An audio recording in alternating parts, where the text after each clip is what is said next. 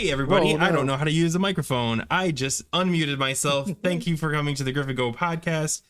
I'm Grif, let's go. I already did all this stuff. Today we are talking about ToGC Phase 3 boss mechanics. I've already said all this, so I'm going to say it again. Wow. We're just going to be going over the mechanics of the bosses, not the actual strategies, because they kind of haven't been hardened yet. And I definitely think that in this version, we're going to see some really cool strategies come out of this, kind of like these min-max strategies. So chances are, until we have the PTR, we're not even going to have a confirmed strategy, though learning and understanding the boss mechanics will make this much easier for you, as you'll have a good understanding of why this mechanic works and how to do your own personal stuff anyway. And I've got a ton of notes here.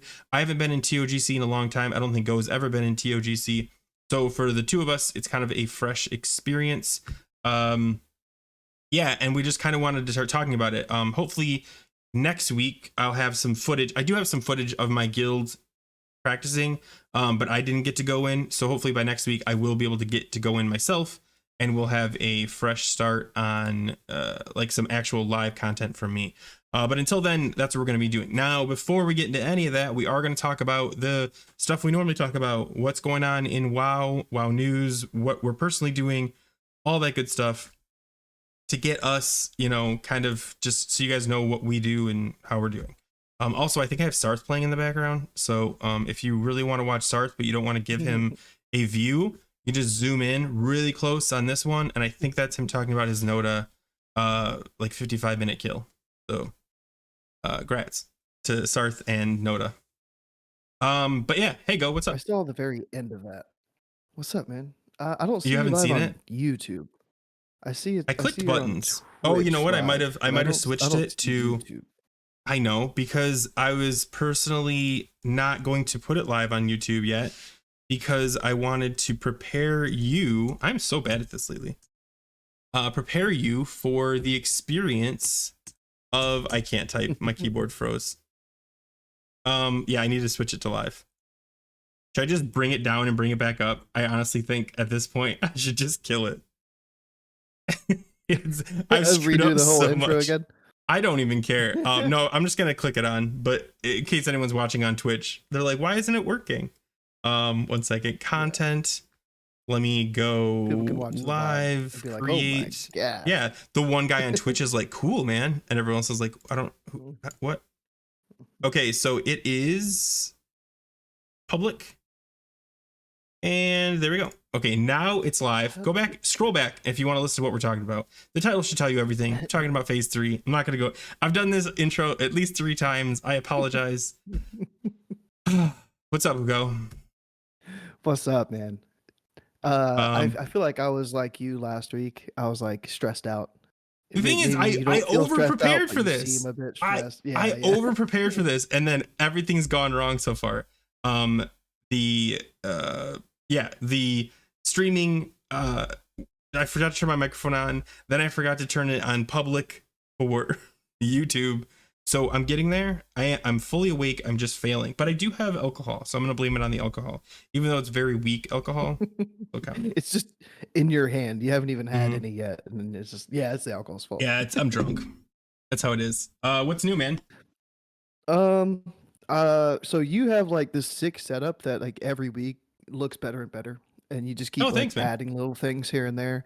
And I still have like blank walls behind me and everything. So to be fair, this is like my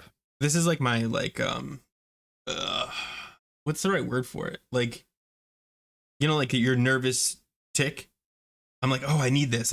Like, you know, I Amazon shop for all kinds of stuff. Yeah. Late night yeah, Amazon. You can't see it. I actually, behind this couch over right this shoulder, there's actually a brand new coffee table I just got. And then I had a guy come in, I had the maintenance guy come in and actually redo behind the tree. It's a whole thing.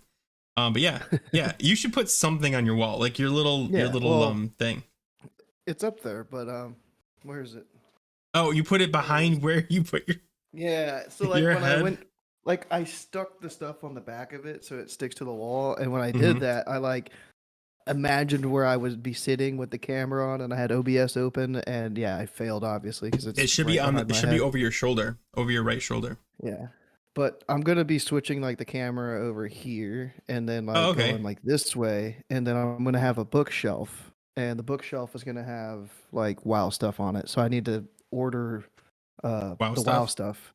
But right now, like I have the bookshelf ordered. It's got like a little crescent moon on it, so I'm like, Moonkin vibing, Mm-hmm. cool. And For then sure. I got like a Horde and Alliance banner to go. Like one side has Horde, the other side has Alliance, Oh, and okay, that's my nice. starting point.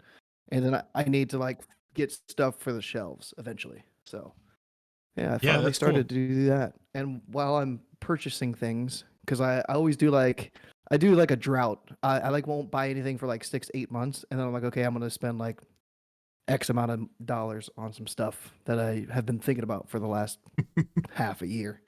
So I like I got need to get a third monitor too. I got to respond to Aaron. Aaron, I'm already on it. I am ordering. I ordered some special casing to hide all the wires. I couldn't get the right one. Yeah, because it looks like. Can you see it? Like my TV. I usually have an extension cord mounted to the back of the media center. And I don't have that one because I use it for something else now. So and I also wanted to encase it because it's black on white. Man, I'm such a nerd. But yeah, like I want to do all the cool things. But yeah, Aaron, thanks for pointing it out. Here, let me there. But it's in the works because right now that white wire is actually my internet, and I've got it hooked up to a plug over here. But there's actually a plug right down here where I want it installed, and I'm waiting for Spectrum to come back out to switch it to this plug. It's a whole thing. I got a whole thing. But yeah, the TV regardless has to be plugged in there, and I need something to like do it cleanly. But thanks. Uh, I just watched a WoW dev interview with a YouTuber that has over 100K subscribers. His wall looked like a mess. There was wires everywhere, and I was like, "Yo, this dude's got to be making some like money with the amount of like subs that he has. Like, and he can't hide the And he wires. can't Like, hide a wire. Well, I mean, because what Aaron yeah, like says come is like on. the right way to do it. You put I forget what they're called, but they're like it's like a hollow block. You put it, you find your stud, you cut the hole, you put the block in, and then you drop the wires down to. But the thing is, the reason I don't do that, Aaron, is because this is an apartment, and cutting a that big of size hole in a wall isn't normal wear and tear, which means I'd have to repair it, which I don't mind doing it. I just don't want to do because that requires at least mudding, and I hate mudding. So no, I'm not. Instead I'm gonna do the strip because it's all on the outside and just uses adhesive. Man, we are not talking about WoW yet. We're But talking yeah, about so like our let me week, switch it what we've to been working on. for You know what sure, I'm for sure. Let me switch it so that people can see Aaron's crazy comments. I think some of these are older, but yeah. As far as like actual WoW goes, how is Classic going for you? Because I have not gotten Dreambinder, and that's weird. really all I care about at this point. And yeah, So, speaking of weapons, I got my staff last week, the staff of congrats. Endless Winter, which was like the weapon I was shooting for in phase 2. So like feels good to have gotten that weapon. If I get another weapon, cool. If I don't, then it's all good. But I got passed up prio wise on Flare because I'd been up for Flare for the past couple Really months. And I had to like, roll. I would lose the roll. It'd be down to like 4 of us. It would drop again. Us forward roll. Somebody else would win it. didn't somebody And it get got like down to two like me and trinkets it. last night, or almost get two trinkets last night? And you're like, ooh, if they get another trinket. Yeah. Yeah. So like the guy that passed me on Prio rolled on Scale of Fates from Thorum, and they lost the roll. And I was like, yo, if they would have got both trinkets, like Hmm. that, I would have been a little Yeah, I salty would have been about it. too. But Like when it's not balanced like that, it can be so frustrating. yeah, but Flare Um, dropped this week, so they got the Flare. So now I'm back on Prio for next week, and I still have to ooh, just roll off against one other person.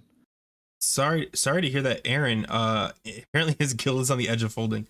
My guild Ooh. is not. I'll tell you, my guild is big. We do run 225s. Like we run a 25 on Tuesday and a 25 on Thursday. Yes, there is some overlap. Some people play multiple characters. But a lot of it isn't. Like a lot of it is individual characters. The problem is we've also been trying to arrange alternative server runs of ToGC to get people familiar. And of the 45 people we have that raid regularly, we can't get 20 to sign up. Like, I was thinking so like 15 is what you're gonna say. Yeah. so like even though I mean like we ended up I think we had 11 signed up but 19 logged in, so like we had a decent amount, but like you can't do a 25-man heroic with undergeared players. They end up running a 10-man heroic to kind of practice. What's up, Ernest? Hey Ernest, what's up with the spam, bro? You want to talk about that?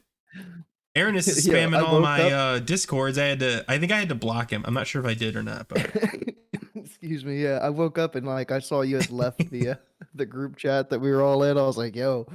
yeah. Yeah, because you know what, Ernest, not a big deal, but I'm into brunettes and they were all Asians, so really disappointed there, bro. No, I'm just kidding. I didn't even look, but for all I know, we assumed, Ernest, we assumed. We had a That was consistent rough. 15, so we're just running a few 10-mans a week.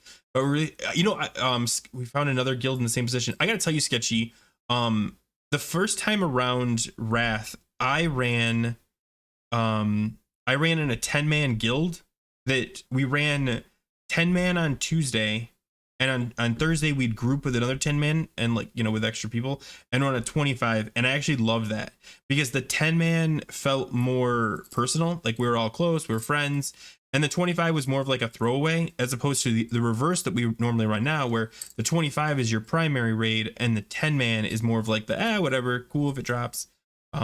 Yeah, so it's funny that it's the opposite now. 25 is for gear, 10 is for fun, for sure.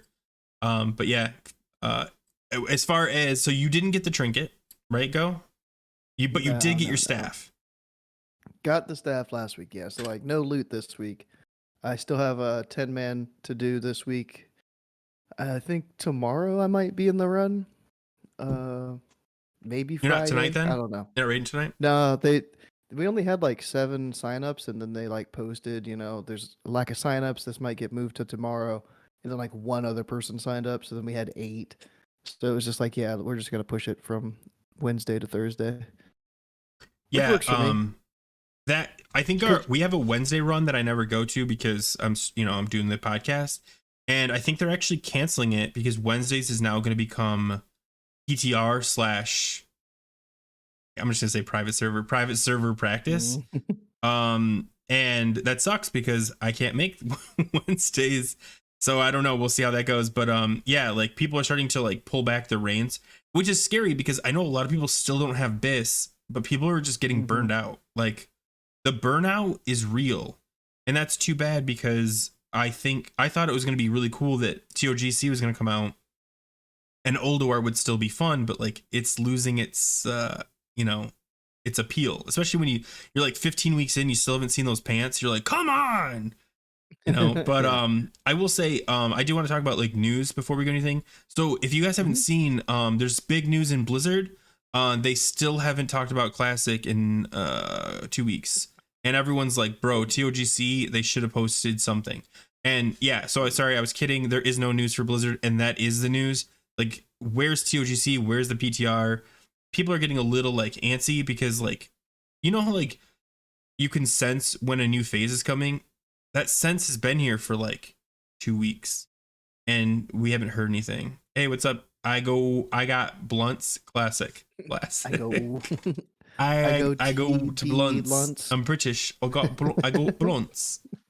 But yeah, so no new news. Hopefully there'll be a blue post in the next couple days because the PTR legit needs to be out. 1 or 2 months just announced. Exactly, Ernest. Like, give us something. Like, this is the part. Okay, I know we usually get to the venting later in the show, but if you look at the retail blue posts, it's so triggering to know that they get a post once a day. Like every other day, they get like a new announcement update. Here's what's going on with it. We wait and we wait for months for like one blue post.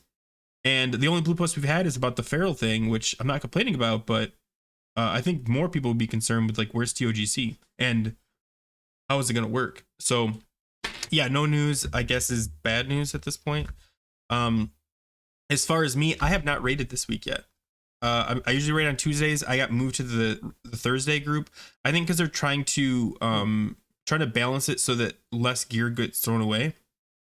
so they move some people around. Yeah, yeah. I don't really care. I still haven't got Dreambinder. I'm rocking Dark Edge, which is fine. I did, by the way, I wanted to, this is something I got a little mad. When I was like 2 weeks into the guild, Dreambinder did drop and they gave it to the hunter. And the hunter was like, oh, finally, you know, and he's like Biss. And I decided to look to see like how good is Dreambinder for a hunter. Now, from what I understand, the Biss phase 1 and the Biss phase 2, which is the same for us, so Journey's End to Dreambinder, is about a 160 to 180 DPS increase. What do you think the DPS increase is for us? And these are, by the way, these are based on me literally taking phase 2 gear and just swapping these two pieces. This is not accurate because stats can mess with you, blah, blah, blah. But what do you think the DPS increase is? Yeah, Ernest got it right. It's over 1,000 DPS increase. And this hunter stole this weapon from me for his 60 DPS increase. Oh my God. Oh my God. I was... So if a hunter's ever like, bro, it's my Biss too, you're like, bro, it's like your Biss for fun. It's my Biss for real. Like, for real. Like, For real, I have the second best weapon.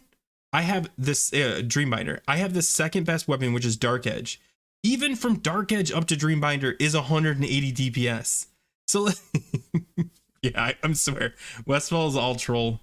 Everything is Hunter Biss. Get out of here. Get out of here. But yeah, so I'm hopefully tomorrow, I raid tomorrow. I'll get it. I still haven't, I signed up for Friday night 10-man, and I actually need Elgring. I need a bunch of stuff from both, so I just hoping for, I haven't seen loot in a while, so it'll be good to get a couple pieces in. Do you want to talk about your video? Because you hesitated to put it out, then you put it out, and I think it's actually one of the most interesting videos you put out in a while. That's not a critique of your other videos. That's me saying how great this video I think is. So first, let me go over the poll really quick because yeah, that's part of my job. Oh my God, I'm like, where's the window? Yeah, go ahead, keep talking. We had our first one night clear last night, like everything, Algalon, all hard modes. Oh, Yogg grats! And it was like, I think it was just over 2 hours, 2 hours 10 minutes, something like that. So that was a little bit of a morale booster. But we did get hung up on Hodir.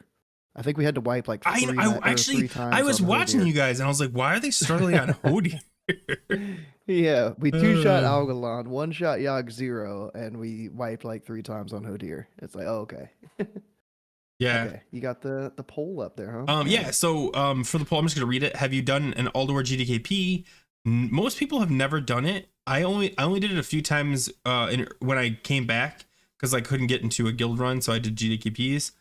They pay really well, but yeah, apparently a lot of people don't run it. Only about 15% run it regularly. That's pretty surprising.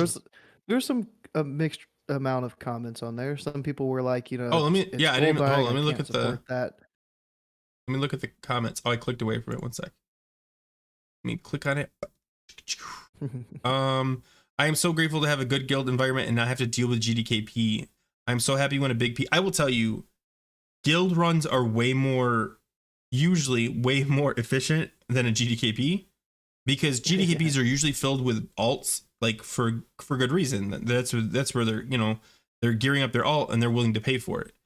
So it tends to be struggly. But yeah, a lot of people, if you've only run GDKPs, when you step into a raid run, it's for everything too. Like I pug my my heroic plus every day, and yesterday I ran with a guild group, like it was 5 guildies.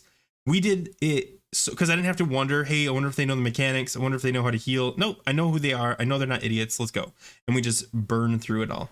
But yeah, this is how I fund my raiding. See, this is the other side of it too. It generates a lot of gold. Yeah. After everything is on farm and we aren't pushing it anymore in guild, I just do GAPs and get 15 to 30K a week and just hoard it. Hilarious. Hoard it. I have mostly top 3 Biss gear, so I don't have to spend much at all, but we gamble a lot in raid too. So that, here we go. So this is just a high-end gambler. This is how he makes his money. Pots are slowly dwindling, but still have, yeah. And I think that is a big thing, is like, because you made a ton of gold in GDKPs personally, and like I've noticed that like going up. Yeah, I've noticed that when I did GDKPs, I never struggled for gold. I right now I don't run GDKP, but I still can make the gold I need to buy consumes and stuff. But like GDKPs, it was like you run it once, you're good for a couple weeks on like if you want to buy consumes.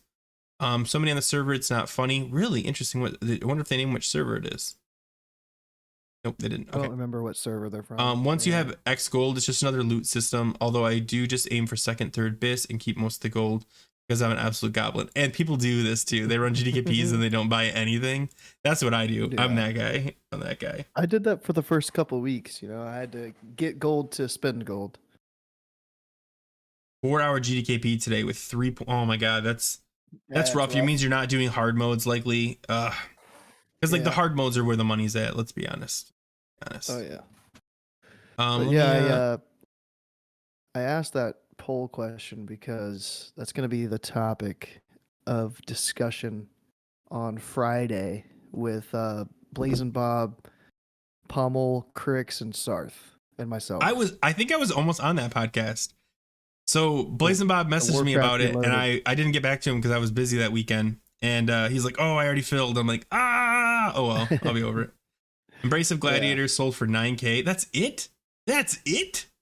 Oh my god, that's ridiculously cheap. Did you get it? Hopefully, Jivko. Heathco. I'm not sure how to say your name. Okay, so let's talk about your videos. You did 2 videos this week. You did Solo ZG as a Moonkin and Wrath of the Lich King, which was the sequel to Solo AQ20. I'm surprised you got so many more views from AQ20 because I feel maybe because ZG people already are doing it and nobody's doing AQ20, but like it's just shocking to see the view count is so distinct between the two. It's the exact opposite of the poll because I had asked a poll beforehand, which one do you like more, ZG or AQ, and it was like 80% said ZG was a better raid. And that's why because they all have done it instead, and they don't care about it as solo. I mean, you probably released it like 1 a.m, but yeah, I released it at a bad time, I think. No. But so the other one. Oh, go ahead. I did the 2 mount bosses differently because there's a way to cheese both of them. Like the Tiger boss, you can like skip phase 1 if you run out, rocket boots back in, like pull the ads, or you can use your mount to try to like reset the phase 1 as well. But like I just face tanked it, killed everything. And the same thing with the raptor boss. Like you could get the raptor to fall through the map and cheese that, and then it resets, and then all you have to do is fight the boss.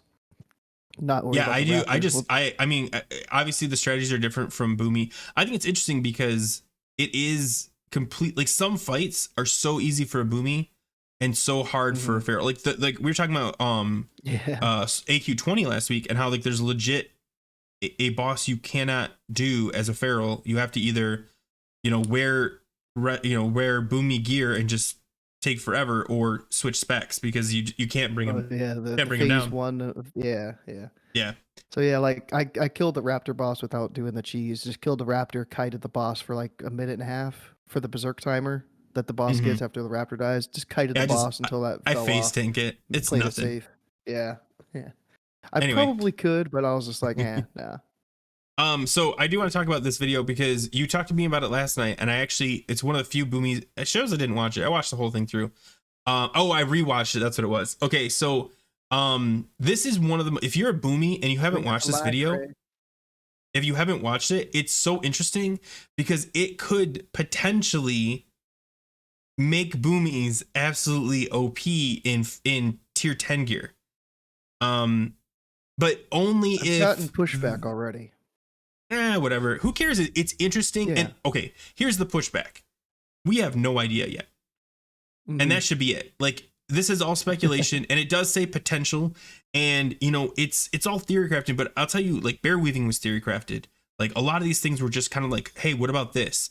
And if this ends up working, that would be absolutely insane. And I think it would be kind of fun, and maybe it'd be good to know that you come up with a cheese strat. I don't even call it a cheese strat, but like a gear system that allows you to break the game so hard that Blizzard has to come in and fix it. In a 15-year-old game, they're like, whoa, that's something we need to come. I mean, I just would be excited about that. So if you haven't watched this already, I'll actually link this because I think it's one of the. Let me get rid of the. Let me put it at the beginning. There we go. I hate that it does the time 30 seconds. There we go. I'm gonna put it in there. yeah. Check it out. I recommend it. Unless you don't know how to copy and paste, then never mind. Because apparently oh my God. So I set my keyboard to fall asleep after a few minutes, and now it's the most annoying thing in the world. I lost go. Ooh, nice transition. I'm just gonna do old school. Copy and paste. There we go. Check it out. Send. Please fix ignite munching. I honestly, they need to fix all the munching. If you ask me, like everyone's like, fix mine. I'm like, just fix them all. What are we doing here? 90% of the time, I crit 100% of the time. Yeah, I see that. His internet just dropped. It's not broken. We lost him. We'll bring him back. We'll see what happens.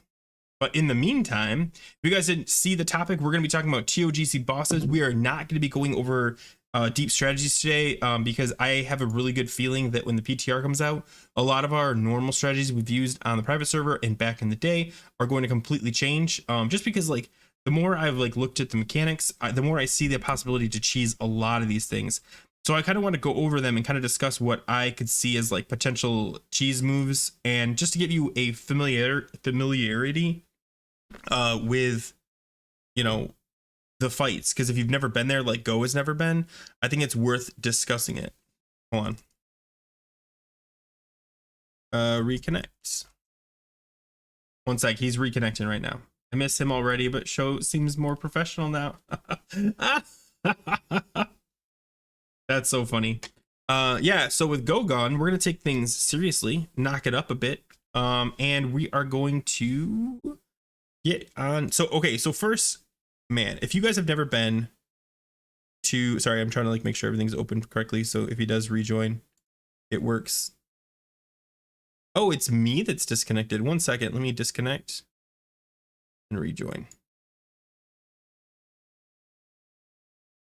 Hey, buddy. I guess it was me. Hey, there you are.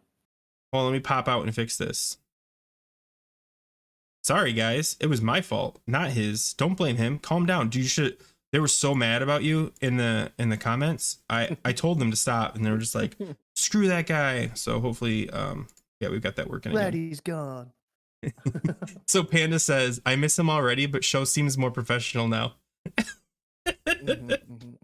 I remember when I was playing on P servers, ToGC 25, Heroic was no joke, even with the BIS ICC RS gear, but it might have been due to people not knowing tactics. Yeah, Jivko, I think that is going to be the case. I think if you know the mechanics, it's going to be not bad. To give you an example, we did 10-man Heroic 10-man Heroic ToGC with most people that had never done it before. Oh, what happened? Man, our Discord is struggling. Yeah, they've never done it before and they figured it out. So I don't know. I mean, we weren't able to get the 25-man, so maybe that is the game changer. But I'll be going over all the differences as soon as Go. Okay, hold on. I'm gonna kick us off again. Go, you're killing me, bro. You're killing me. Let me see if I can turn on camera. Pop him out.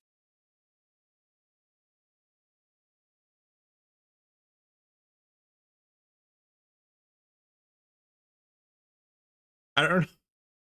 Oh, hey, can you hear me? hello? Yeah. Yeah. All right. Hopefully, it's definitely your internet is like you've been twitchy all night, man. Mine?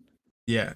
You've been pixelated, so I don't know. I don't think it's me, but I don't know. I mean, hold on. I'm trying to fix every time you disconnect, I have to like redo the Discord. Sorry guys, this is very unprofessional. I blame myself. Yeah, I mean, I don't know what's going on. I'm Okay. still like hardwired in. I don't see what I could be messing up. I don't think so. I mean, yeah, were you watching the porn videos that Ernest sent you? Maybe there's a virus in your game. No. Is the stream, does everything they're on the hard drive. Does the stream look okay? Like, is the quality of the stream okay? Because if the stream out is good for them, then it's got to be from you because, like, you know. Anyway, doesn't matter. I'm rocking 800 download, 1 60 upload. Maybe it's just 200 Discord's getting upload, attacked. 250. Let's blame it on Discord. Hmm. Okay, so while we have Go temporarily, let's talk about ToGC if you don't know what it is. Cool. Okay, so ToGC is the Phase 3 raid. Now it's called ToGC because I think it stands for Trial of the Grand Crusader, but I believe it's also Trial of the Grand Champion. One of them is 10 man, one of them is 25. I don't know. They're both ToGC. That's what we call it. In ToGC, there is a 10 man regular, 10 man heroic, 25 man regular, and 25 man heroic. So they've mentioned that they're going to allow the heroic toggle switch work just like ICC. So we'll see how that goes. But the main thing we're going to be talking about today are the bosses, which if you've never been in the raid, the whole fight are boss fights. It's literally you're in a room, you're in an arena, and you just start the boss fights, and that's it. Like it's a chain. And you'll see that because I'm going to be showing some videos from some really good sources on YouTube that you can check these out from like old private servers and way back in the day. Trial of the Crusader is normal mode, Trial of the Grand Crusader is heroic, and Trial of the Champion is the 5 man. Thank you, Aranis. The names are stupid. Let's just agree on that. Oh, you look good though. Go. Everything seems to be good. Okay. All right.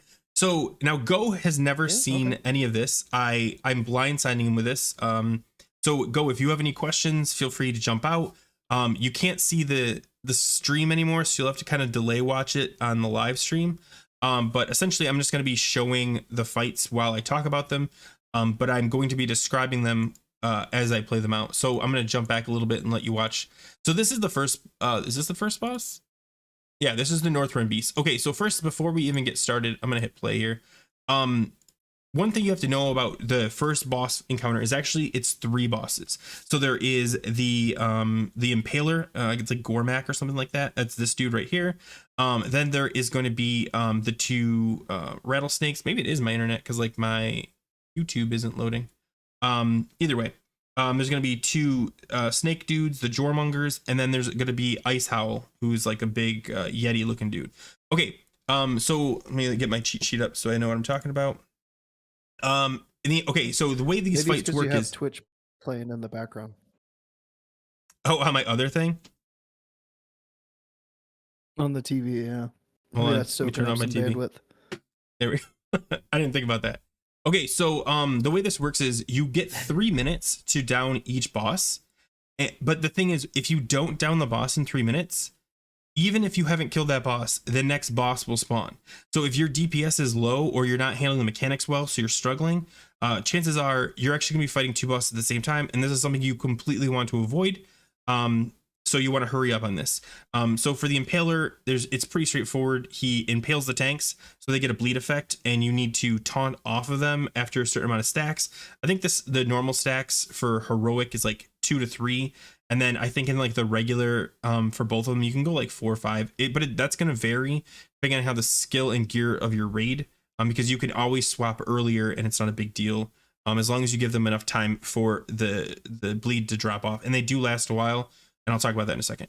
Then there's Staggering Stomp, interrupt spellcast for 8 seconds. Now, if you have DBM, it'll actually notify you before this is about to happen, so you can plan for this if you're in melee, because it's a melee only effect. That's going to be important. And we've already gotten to the next boss, so I'm going to scroll back just a little bit to keep on talking about this guy. And then the Snowball Vassals. Those are actually the hardest part. You can't see right here. Let me go back just a little bit more. Actually, let me check. Pause and check What's this the video. first boss's name that you had on the screen? Gormak the Impaler. What was his name? Gormak the Impaler. Gormak. Okay. Yeah. Okay, so man, this is like the worst point of view for this fight. Okay, right here, this is perfect. So if you look on his back, if I back up just a little bit, if you look on his back, he has these little creatures. They're called snowballs. They throw fire. Pretty much around. That's why you see fire. If fire lands on you, you move around, and a lot of the casters will spread out, and that way when they throw fire, they just move. It's not a big deal. There's different strategies for that, but we'll talk about that in a second. They'll leap onto someone, and when they do leap onto someone, like you see it right on the screen here. There's a snowballed vassal on somebody, and when it jumps on someone, it will interrupt them. And if it's melee, it's not a big deal, because yeah, you still want to kill it, but it'll interrupt spellcasting. Most melees don't do spellcasting, and it will do damage, but the damage is pretty minimal. Regardless, you usually want to switch and burn down the snowball. Think of XT sparks. They need to die quickly. However, on casters, it's even more important. And if you're doing the regular caster strat and you're standing way out in no man's land, you need to run into the melee so that melee can kill it. Then you can run back to your position. They're the most annoying part, and they are the most focused. And I think it's 4 for regular and 5 for heroic you have to kill, and they're at 20% intervals. Okay, so let's talk about strategy. Even though, oh, thanks for the follow, appreciate it. So even though there is no set strategy yet, this strategy you're seeing on the screen right here is actually the normal one, where everyone kind of stands where you think they would. The tanks are up front, melee is on the legs, and everyone else is spread out.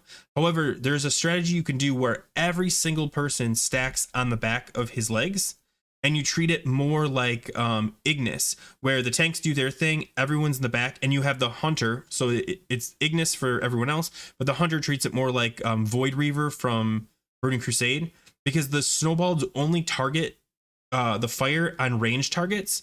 So the hunters will be out there and just running around, dropping fire all around while everyone else is stacked in the middle. The downside of stacking in the middle is you have to deal with the spellcast interrupt. So as long as your DBM's controlling you, you can, when you see the spellcast, you just stop and then start again. So it's either you do the stack, which is more efficient because you can kill the snowballs faster. Because if a snowball's put on a caster's back, they always have to run in. The only downside is if a hunter gets it, they still have to run in. But if you have 1 or 2 hunters, or even just a hunter and like an Ellie shaman or somebody that can, you know, do the kiting and stuff, because they don't kite, they just run around. That is a strategy. And then the normal one, which is the one you're seeing here, where all the casters just spread out. You're going to see both. I think the speed strategy is going to be the full stack one, but we'll see. I don't know. But that's just the first boss in the encounter of the one boss fight, because then you get to the Jormongers. This is the worst angle. I don't know why this guy's like, I'm gonna look from straight down. Let me pause it and jump back here. Let me touch on that guy. Oh wait, pause. Do you have any questions on the first dude? Well, I'm thinking of like this 3-minute timer, and it's been bugging me. I've been trying to look up like how much health he has compared to like an old war boss as a comparison. Oh yeah, And that's a great question. He's got, it looks like 12 million HP. And then to give an example of like an old war boss, the 3 bosses for Iron Council have 10 million. So 2 extra million like on top of Iron Council bosses.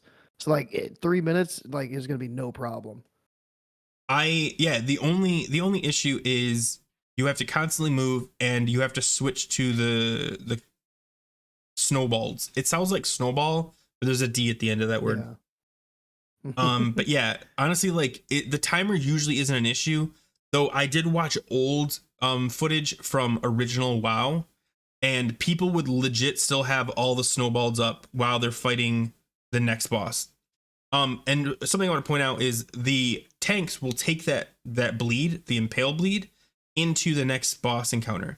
So a lot of times the tank that picks up the well, you both have to pick them up, but the tank that has the last impale will get bubbled so they can drop the bleed immediately and get right into the next fight. So they'll do a quick bop, or I guess it's not called a bop, but yeah, you know what I mean. The bop on it to remove it. So then next one. So now we're into boss 2 on boss 1. And that is the Jormongers. I think that's what they're called. Let me jump ahead on this one, because I think you get to see them walk in. So the cool thing about this is they're annoying. So let me back up just a little bit. Okay, see how there's one? You're not going to see it for a second, but there's one snake, is a blue one, and there's one that's going to come up from the ground. And that's how it always works. The left one always comes up from the ground in the start. One's called Acid Maw. I don't know. There's an Acid Dude and there's a Dread Dude. It's really hard because they started reusing names. Gormak has snowballs on his back, and if you kill them before all of his ads went down, they all jump down to the end when he dies. Oh, interesting. Maybe that's what I saw, Airness, because I was like, why aren't they killing them? Just burn it down on his back, and if you kill him before all his ads went down. See, like the way that I understood it, and this is something we'll find out, is they're triggered by a percentage, so they should all come out by the time he's low health. That might be a private server thing. I don't know. Either way, so the two stakes come out, and one of them spits acid stuff, and the other one does kind of fire stuff, but also acid stuff. One of them, the one that comes up from the ground, is rooted. He's not going anywhere. He just chills out. You can't move him if you wanted to. And the other one you have to kite around because he drops globulous things, like those little plumes on the ground. So like clouds, yeah. So you have 2 tanks. One handles Dead. Hold on, I've got his name here. I'll just look at it. Dread Scale. So one handles Dread Scale, the other one handles Acid Maw. Now, Acid Maw does a paralysis. He can either target the tank or target anyone that's like around in the vicinity of him. And what that does is over 10 seconds, it slows them down. And if the 10 seconds reaches and they aren't cleansed, quote, they freeze. They get paralyzed. Now, the only people that can cleanse them are people that get the other thing that Dread Scale spits out, which is like, I think it's called bile, a burning bile. And the burning bile removes the paralysis. So people that get the burning bile, they'll run around and cleanse it. So like you've got to kind of work together. And then after, I think it's 30 seconds or 45 seconds, they go underground and then they switch positions where Acid Maw is now the one that's Dread Scale is the one that's rooted and Acid Maw is the one you got to kite around. Which create, so you switch to, you always kill acid. Well, I shouldn't say that. That's a strategy and I'm trying to avoid strategies.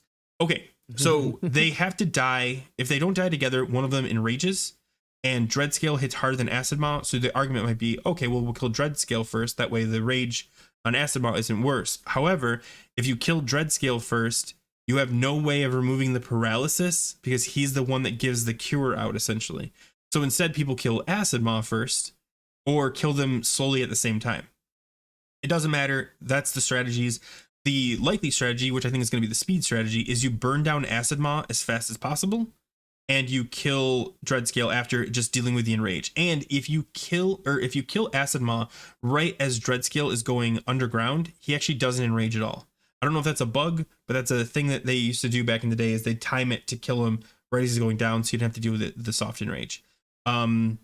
Some other things that are the strategies that work is everyone focuses Acid Maw, and then Dread Scale has 2 tanks. You have one tank that's just doing his thing, and when he gets the burning bile, the other tank taunts off, and the tank runs over and removes the paralysis from everybody else, so that nobody has to even bother doing it except for the tanks. And then they run back and they do the same thing, and they take turns just curing people, because it can't be like cleansed by like a priest or anything like that. It's got to be use the burning bile. But that's literally the whole thing. 3 tanks is a strategy. I don't know if it'll be used at a speed run, but it's a really good strategy if people can't handle like, oh, I have a debuff. But DBM does make this much easier. But again, you have 3 minutes. Like a terrible boss for parsing, RNG wise. Yeah. Well, I mean, it sounds awful. If your tanks are good about cleansing you, you don't even notice it. Yeah. Like if your tanks run over and cleanse you, you won't even notice it. But yeah, so there's that. But anyway, you kill those 2 guys, and then you're on the final boss of the first boss, and that's legit how this works. And that guy is Ice Howl. Oh, let me jump ahead. Let me ask another question. Yeah, go ahead. Let me pause anyway. So if you kill the first dude, does the second wave automatically start, or do you have to wait out the rest of the 3 minutes? It's I think it still waits the 3 minutes, but I don't know because I've never really thought about that. Phase 2 to phase 3. Like if you've got extra time to like prep for it, I don't know. I think it still waits the full 3 minutes. Yeah, but I don't know. That's a good question. You get your ICDs back, so like the faster you kill it, the more time you have for your ICDs to come off cooldown. Yeah, it might trigger the boss though. I honestly don't remember. If anybody knows, let me know in the comments. Yeah, so this is as you're watching, this is them killing the 2, and you can see like their switch. They're doing the switch. You can see like the globulous drops. That's kind of like the thing the tank has to deal with, is just moving slowly around. That's why it'd be great to use 2 tanks, because then you can do both. I guess in theory the tank that's rooted can still do the rings, but like because he's rooted, there's not much you can do. I don't know. I heard it's like that, but honestly it shouldn't. It seems like a broken mechanic, but whatever.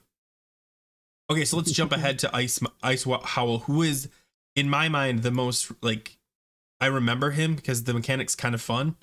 Let me jump ahead. Okay, so that's him. So here's a great example though. Look, they are still fighting. This looks like a Dread Mist or whatever, but Ice Howl came out because they weren't able to kill it fast enough. Hey Ness, what's up? So Ice Howl is pretty straightforward. He does an Arctic Breath. He freezes targets and cone in front of a caster like that. And so you want to spread out. If whoever gets hit by it, if there's people nearby, if you use the God, what's the paladin thing called that allows them to run around? Blessing freedom? Like freedom blessing. Yeah, but if you're a ret paladin, you have the improved one. It will actually protect everyone. Mm. Okay, so here's something right here. Let me back this up Oh. because this is like the cool part. Anyway, this is the part I remember. Back right. Okay, so they fight him in the middle. You should fight him against a wall. I don't know why he's in the middle. And maybe this is the middle of his maneuver. Super chat 10 GBT support SAR. I don't know what that means. With divine purpose We're all talent. SAR Thank you. supporters Divine here. purpose. Hand of freedom. Oh, there it is.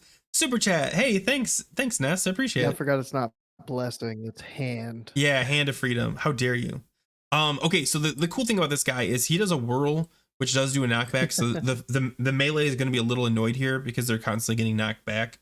This is a really good caster fight though, because you just stand there and do your thing. Except for the part where he does something called frothing rage. No, massive crash. Massive crash.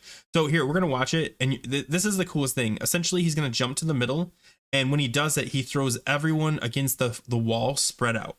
And then he's going to look around and choose somebody, and he's going to charge at them. And you get a few seconds to run out of his charge zone. If he hits anybody when he charges, they die. But if he doesn't hit anybody, he'll run into the wall, and you have 15 seconds of extra damage he'll take because he's like stuck in the wall. You'll watch it right here. So he's going to kick everyone back right there. Watch it. Everyone's going to fly to the back wall. Their health's going to be really low, and he's going to target somebody. And then you just need to get out of the way. And then he gets stuck in the wall, and then you just burn him down. Burn him like crazy. And it's kind of like fun if you're a caster, but it's a caster pumper fight for sure. Oh, thanks, man. I'm gonna be trying to hold that Starfall off for that, I guess. Starfall with a lunar timed perfectly. That'd be this is when you want to like pop cooldowns. I mean, it's really short. I think the actual buff is only 5 seconds, like to do extra damage, but it's the time. Oh, like only 5, he also, but he gets stuck in the wall for 15, if that makes sense. Like even though he only takes extra damage. What's that? Can you snapshot dots? I don't know. For the extra 5%, do you think? In theory, yeah. I mean, snapshots work the way they work. Some it doesn't. Yeah, and he's like tanking. This guy's taking him in the middle. I have always seen tanks take him against a wall so that when he does the whirl, the tank isn't getting thrown around, and by extension, the boss isn't getting moved all around. Yeah, he just did the charge again. It's really cool, but like, yeah, I tank him like almost like he's in that like, butt. I forgot what it's called, but like the massive crash thing anyway. Ferocious butt does the stun. Cancel. Okay. But yeah, so if you can down him, you've completed the first boss fight. And it's honestly, I'm making it sound crazy hard, but like if you watch like the tank spot one, it goes by so fast. Like you're rapidly doing it. And keep in mind, there's only 5 bosses and there's no trash. You're in this room almost the whole time except for a Nubarak. But yeah, so that is North Ren Beasts. Do you have any questions? Yeah, Ciderhelm. I love Ciderhelm. It doesn't seem that bad. Honestly, none of them are if you understand the mechanics. It seems pretty straightforward. If people go into it not understanding what's going on, and it's really going to come down to like what your raid leader tells you the strat is. Like I said, for like the first dude, I really like the stack on the butt thing. But every video I found, nobody does it. So I don't know if that's a new private server one that people just never thought to do, or maybe you need good people to know what they're doing. I don't know. But yeah, I really like that strat. The way people did Vesics before. Vesics. Wait, how did they do Vesics before? Let's face it. Have you seen Aldor Tactics from 15 years ago? Oh, I see what you're saying. Their strategy back in the day is completely different. Yeah, and I think that's what's going to be the case here is you're going to see some speed. I mean, because how do you speed run ToGC? It's literally just 5 bosses, a Nubarak, I guess, whatever. Anyway, yeah. So any other questions? What's the difference between normal and hard mode for that boss? Do you know? So every one of them is slightly different. For the first dude, they all do more damage. Like it's a given. They do more damage and have more health. The kobolds, there is one more extra kobold or on the back. The fire Mhm. comes slightly more rapidly, does more damage. For the Jormungandr dudes, these guys, they just do more damage, and they have one extra ability, and I don't have the notes for it, but it's like one extra ability just does more damage to the tank. It doesn't really change much. The Jormungandr, the final one, Ice Howl, honestly, I think there is a one difference. When you get slammed up against the wall during Ice Howl, you're stuck there for a second, and then as he's deciding, you get unstunned. In regular, you get a speed boost, so it's easier for you to get out of the way. In the heroic version, you're stuck there. Like you're not stuck there, but you can use boots, or you got to use your own get out of jail free card. You can run away, and that works too, but you don't get the speed boost, so it's a little bit riskier and a little bit more dangerous. But like all the bosses hit a little bit harder, and they have more health. But yeah, and then that's pretty much the big one. Anything else? I thought I had something else. Yeah, thank you, Ernest. Well, I guess your notifications didn't go out. I saw a notification on Discord. I saw one. Yeah, I saw it. Yeah. Nobody gets the notifications. Sorry, it's okay. You can rewatch this anytime, Table. Yeah. What's up, GT? Table, it's probably because you clicked my links. Dude, well, to be fair, this if you watch the beginning of this, it was a very scuffed stream. It was initially private. I had my microphone off, and I found those out in increments. So the first 5 minutes were just wasted. But we decided to press on. Oh, Okay. yeah, that's what I was gonna say. Go ahead. Never mind. 'Cause I was looking for a Valinir shields on the Raiders in the video, and I think I do see them out there. So I was like, Yeah. without a Valinir, and we're gonna have Valinir, I it's saw gonna make it them. I somehow saw easier, Valinirs for but sure. yeah, I see them popping up. Okay. Yeah, there's just yeah. Okay, cool. Let's number 2. jump over to Lord Jaraxxus. Okay, so this is Lord Jaraxxus. He's on the screen. He looks like, I don't know, like the Illidan dudes. You know what I mean? I don't know if you know Like, that makes any sense. Not Botanica. What's the other ones? Arcatraz? Like like a all of them, boss like in KT, Arcatraz? like so a lot of the bosses in KT kind of look like Big this, giant eye? like the trash does. He's just a dude. I'm gonna tell you what he does. He has a lot of abilities though, that are kind of cool. So he has Nether Power. It's 20% magic damage done, and it's a buff that gives him 20% increased magic, and it stacks 10 times. However, it could be spell stolen and purge. So if you're a mage, you love this thing because purge. Or spell steal. Man. So there's Fell Fireball. It is a damage / debuff on the tank. It has a 2-second cast, and it can be interrupted. And it should be, so you're thinking like kick cycles, just like Vesix. You need to kick this all the time. Fell Lightning, think Thorum. Lightning up to 4 targets, increases damage. You need to spread out. It's a rule. Spread out in every direction. Tank them in the middle, spread out. Legion Flame, fire damage, and you leave a fire patch. So this is tricky. So I'm going to explain the strategy for this now because everyone does pretty much the same strategy. However, in the future, it may change.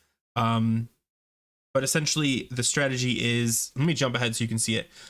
See how everyone's spread in this?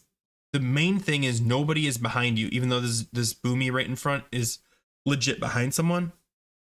What you want to do is when you get the Incinerate Flesh, or not Incinerate, but Legion Flame, you stop, turn around, and run straight to the back wall. And if you make it to the back wall and you still get flames, go left or right and just keep moving, because you don't want to put it in. I think remember the fight in Mount Hyjal? Actually, that's where the dude comes from. Mount Hyjal, the final boss in Mount Hyjal.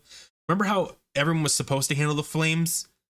That's how you're supposed to do it. Instead of everyone just like running around like mad like they did in Mount Hyjal, you're supposed to stop, turn around, and run straight back. And it's important. And this will really, because the room's so small, it'll actually really mess you up if you don't do it. Let me jump ahead so you can see some of the fires going out. It's the green. See how they have it right here? Let me back up just a little bit so you can see them do it. So he's gonna get it right here.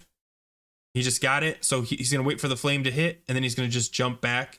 And you just want to drop it out from, like, even this, people would usually yell at you because you know how blocked a bunch of people. He should have ran all the way to the back, but that depends on the strat. Maybe your raid leader's like, no, we want you to stay within range. He just got it again. I don't know if he's fishing it or what. But yeah, so okay, no, he didn't get it again. It was a different. Their DBM looks identical because we have the more advanced ones.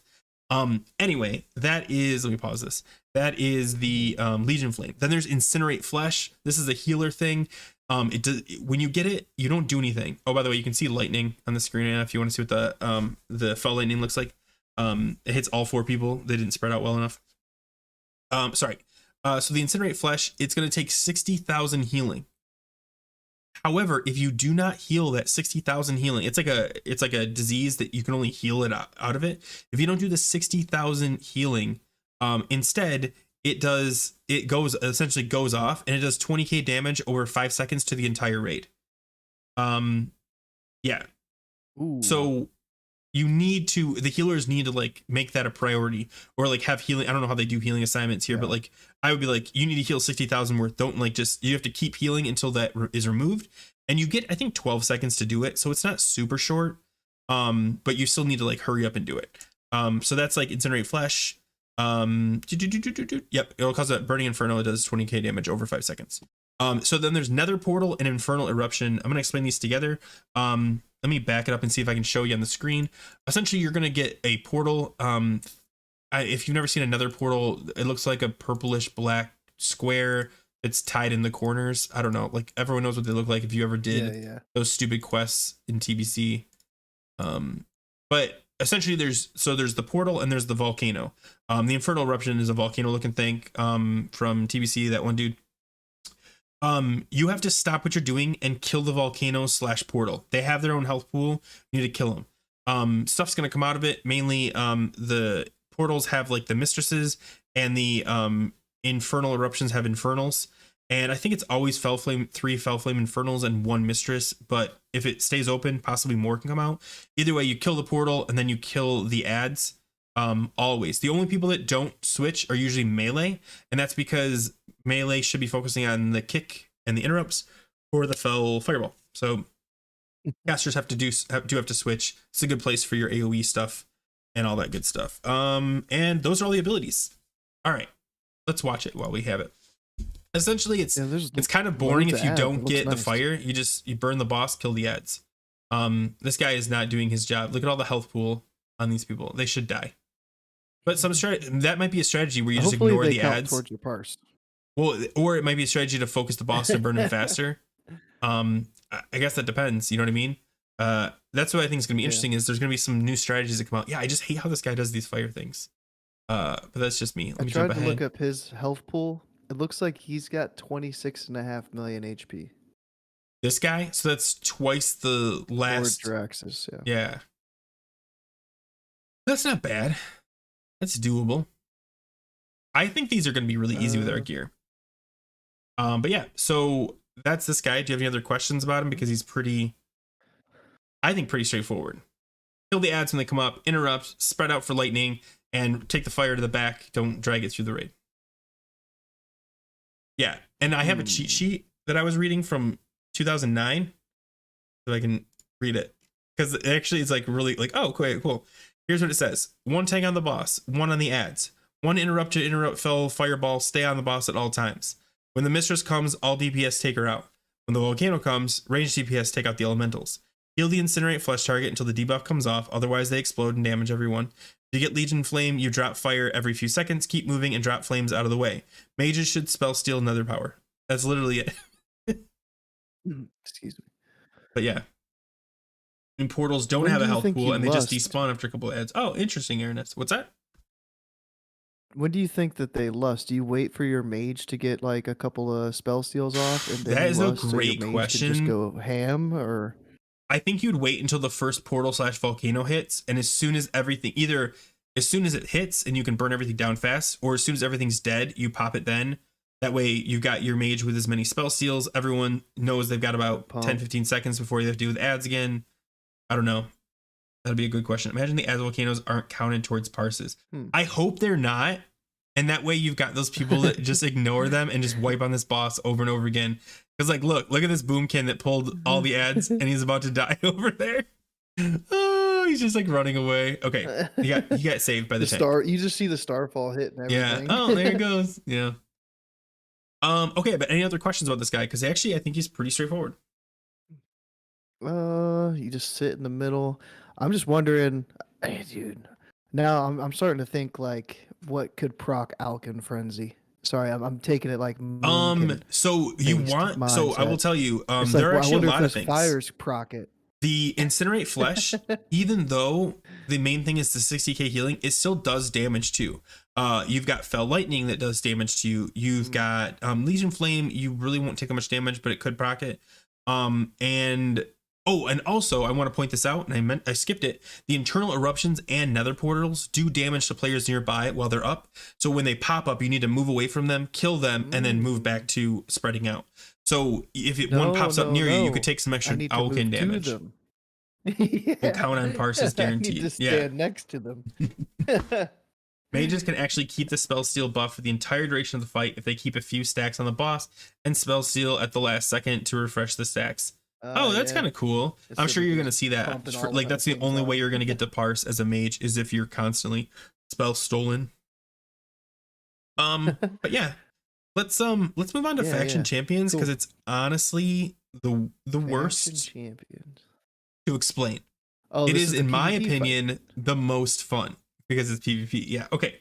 Let's just jump ahead so I can put them on my screen so you can see what it looks like. I don't know if you could hear that. Okay, so this is actually, I'm gonna freeze it right here. This is the faction champions. Now in 25 man, you're going up against 10, and in 10 man, you're going up against 6. So faction champions are it's a PvP fight. They in normal mode you can taunt them. In heroic you cannot. So taunting is garbage. Don't worry about it.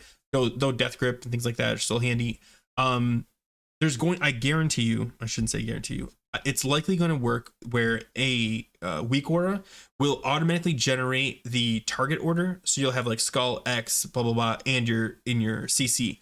Because what you normally want to do is you want to pick your CC targets, get them CC'd, and keep them CC'd while you burn down one of the healers. They'll broke the CC. Yeah. Don't cast Starfall. Don't cast Pestilence. Don't cast. Ooh, hold on. I'm getting error problems. I am getting internet problems. Let me click reload. He says reload. Okay, sorry. Yeah, don't click those buttons that normally you want to spam. Because it'll break your CC, and this is PvP. You want to control it. But you also don't want to be afraid to use those other PvP. Like if you're a boomy getting attacked, don't be afraid to. Oh my god. Typhoon? No, not Typhoon. I mean, I wouldn't Typhoon. No. Root? No, the Whirlwind. What's it called? Why am I blanking on it? Whirlwind. It's a CC. Hurricane? No, CC. Hurricane is not a CC. Clone. Cyclone. Oh my god, I could not think like Typhoon. Cyclone. Don't be afraid to cyclone something that's hitting you. Yeah. Don't be afraid to root something that's hitting you. Don't be afraid to, if you're a priest, use Psychic Scream and any kind of. And if you don't have a PvP trinket, I recommend getting one. In heroic mode, the NPCs have a PvP trinket. That means even if you CC them, they can use a trinket to pop out. Thank you, Table, and who is that? Voodoo. I don't know why I'm looking at it on my. I know what my keybind is. And for some reason, it's just blanking in my head. So yeah, thank you. That sucks that I just blanked on that. But yes, so Cyclone or CC in any way you can. If you guys don't know, the trees can actually be banished because they're technically elementals. So stuff like that. Your raid leader will tell you like if you're CCing anything, what to do, and that'll be fine. Most of the time, what you do is you burn down the healers, and then everything is kind of just like cleave it down. But there'll be a weak aura that will say, here's the, because something I didn't mention, the who you have is random. So like right here, you've got, a Boomy, a Resto, it looks like a DK in the back, a couple things like that, but it can change. Like here's their comp right here. This is how nuts it looks. This is why people hate it. There's absolutely no true organization to this. It's just chaos. And people hate that, and I think it's hilarious / funny. So here's a different one. I'm just gonna jump around so you can see. So they a lot of times they will try to always burn down the druid because he's the hardest, not the hardest to CC, but like because you don't really want to lock a warlock up on doing CC. But that may change. The strategies will come up what they are, and people will decide. But it's essentially just like this absolutely chaotic fight that once you get 2 or 3 down, it becomes easier and easier. But yeah, the heroic mode, it does have no taunt, which in the regular modes it does, and also they get a trinket so they can pop out of CC, so it's a little bit harder. It's not like in normal CC controlling, you're like, I got him for a good 30 seconds. In this one, they could pop out in 3 seconds and you'd have to just deal with it. But yeah, it looks exactly how it feels. It's just chaos, and like if you're a healer, you're just trying to heal, and and that's the other thing, they attack the healers. They target your healers just like you're targeting their healers. They do all kinds of, like, you're gonna get stunned. I would explain it to you, but there's no explanation. It's literally you're in a PvP and they're slightly dumb, so you just gotta outsmart them. But yeah, It's like Magister's Terrorists. Yeah. well, much worse. Yeah, Hugh, this VOD will be uploaded to YouTube automatically. I feel like this is gonna be the fight. This is gonna be the fight that people lose their 50 attempts. For sure. Because, and that's the other thing, it's hard to plan for because you don't even know what comp you're getting until you get to this part. And if you get a really bad comp, and there are some really bad comps, it can get really annoying really fast. We used to have a prot pally and Bear cast a heal at the start to bait them. That's super smart, Table. I wonder if that actually, like, does that consistently work? Yeah, because like they're still NPCs. So they don't have like, they're not AI. So like if you trick them in some way, that's pretty cool. But yeah. We click on this one too. There's really nothing to explain. I guess I'll go over it. Capitan, the fight is more PvP. Does it look like the players are using their PvP trinkets? It's hard to see. It's even if you don't, man, my internet must be sucking because like you're frozen and now my stream's frozen too. Even if you are if you're early days on this fight, you should have a PvP trinket anyway until you get more comfortable with how to play it. DK, take Desecrate for AoE slow. Yeah, Desecrates, obviously you see the hunter has their slow traps down. You can have root from your shaman. There's all kinds of, not root, whatever the slowing totem's called. What is it called? I'm like blanking lately. Yeah, I don't know. The slowing one. But yeah, do Frost Mage with Nova to bait trinkets. Then an immediate second mage with Nova again and just AoE. Ooh, see, that's what I mean though. I think that's what's interesting about ToGC. If there's anything to be interested about, is you're gonna see so many new strategies come up. Can you hear me? Okay, Table go. Earthbind. Earthbind. Thank you. Man, I'm like, I mean, there are other classes. I don't care. But I should have remembered Cyclone. But yeah, so like there's gonna be so many cool strategies that come out of this that if I told you like this is how you do it, I would be wrong so quickly. So I'm just telling you like what I've seen done. I've done this. We did it back in the day and I was a healer. The strategy was don't die. Like self-preserve, don't rely on the healers to keep you alive, don't rely on the tanks to keep you protected. Just if something's hitting you, use your buttons to make them not hit you anymore.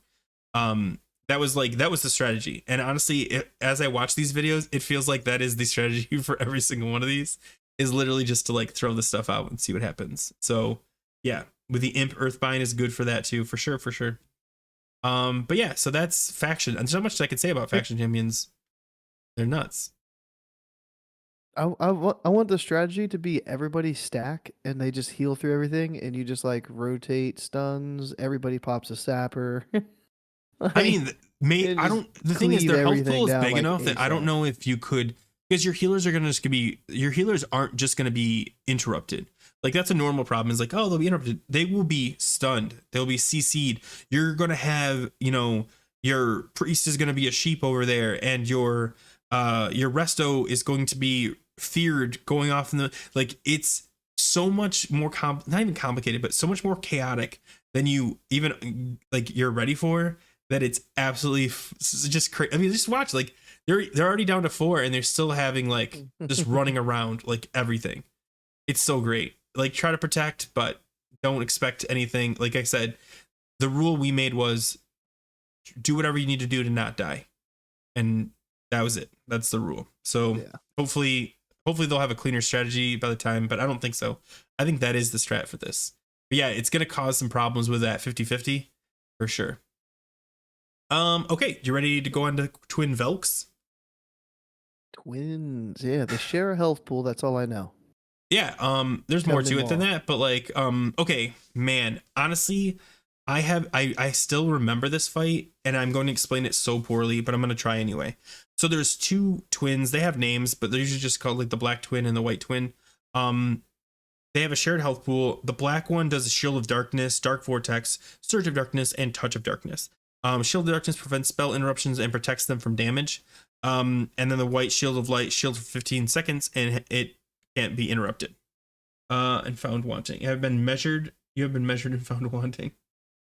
It's like Island Expeditions, but the AI is retarded. I'm not going to say that word because it's apparently offensive. But yes, Colin.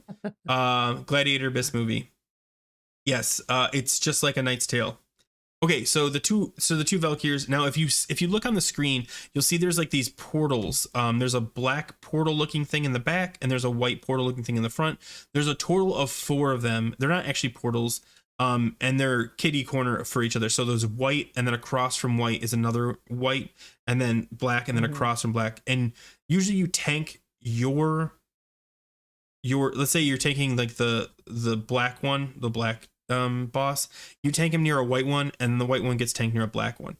And if you're ever fighting something, you're always fighting with the opposite color.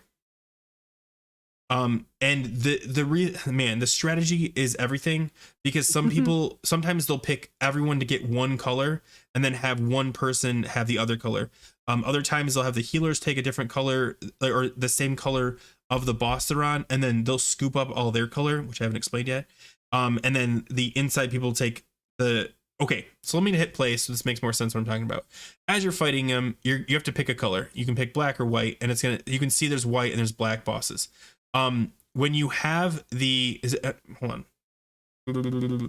The thing I said is when bosses say when they aggro. Oh, okay. Oh, really? I never listened to the flavor text. Like anyway, so if you look on the screen, you'll see all these white and black orbs. Now, if they hit the boss, they strengthen the boss. So you don't want them to actually hit the boss. So if you have black, you want to collect black because they make you stronger. And if you have white, you want to collect white because they make you stronger. If you're black and get hit with white, it hurts, and vice versa. So usually what you do is you have like the melee or whatever cluster around the bosses with the right color. And then you have the casters or the healers on the outside with the other color, and they snag up the colors that match them, and they let the other ones go through so you can grab them and get stronger and pump. It sounds easy, but then there's the shield, the Shield of Darkness and the Shield of Light. Whenever somebody calls for it, usually DBM handles this or your weak aura, it will tell you to switch. And essentially all you do is you run to the other boss, you pick up the new buff that you have. You pick up, strike that. You click the buff you have, and then the portal next to your boss, and then you run to the other boss, and you just keep fighting. Because they have a shared health pool, it works like that. And that's literally all there is to it. So like you see right on the screen, they just picked up the new one, and they are going back to the same boss, even though I just said don't do that. So see the boss is doing crazy damage now. By switching portals, it allows them to survive. So they're doing a completely different strategy than what I just described. Instead of just switching bosses, they switched portal colors so that they could eat the damage temporarily and then switch back to their colors so they could fight the boss. This is the problem. There's at least 4 different strategies that I've seen this boss do. It's a lot of movement. It is, and it's gonna suck for melee. It's gonna suck for casters. Healers don't mind it, essentially. You get the typical attack is everyone gets one color with 1 or 2 people get the other, and soak all the orbs from the different color of the raid. Exactly.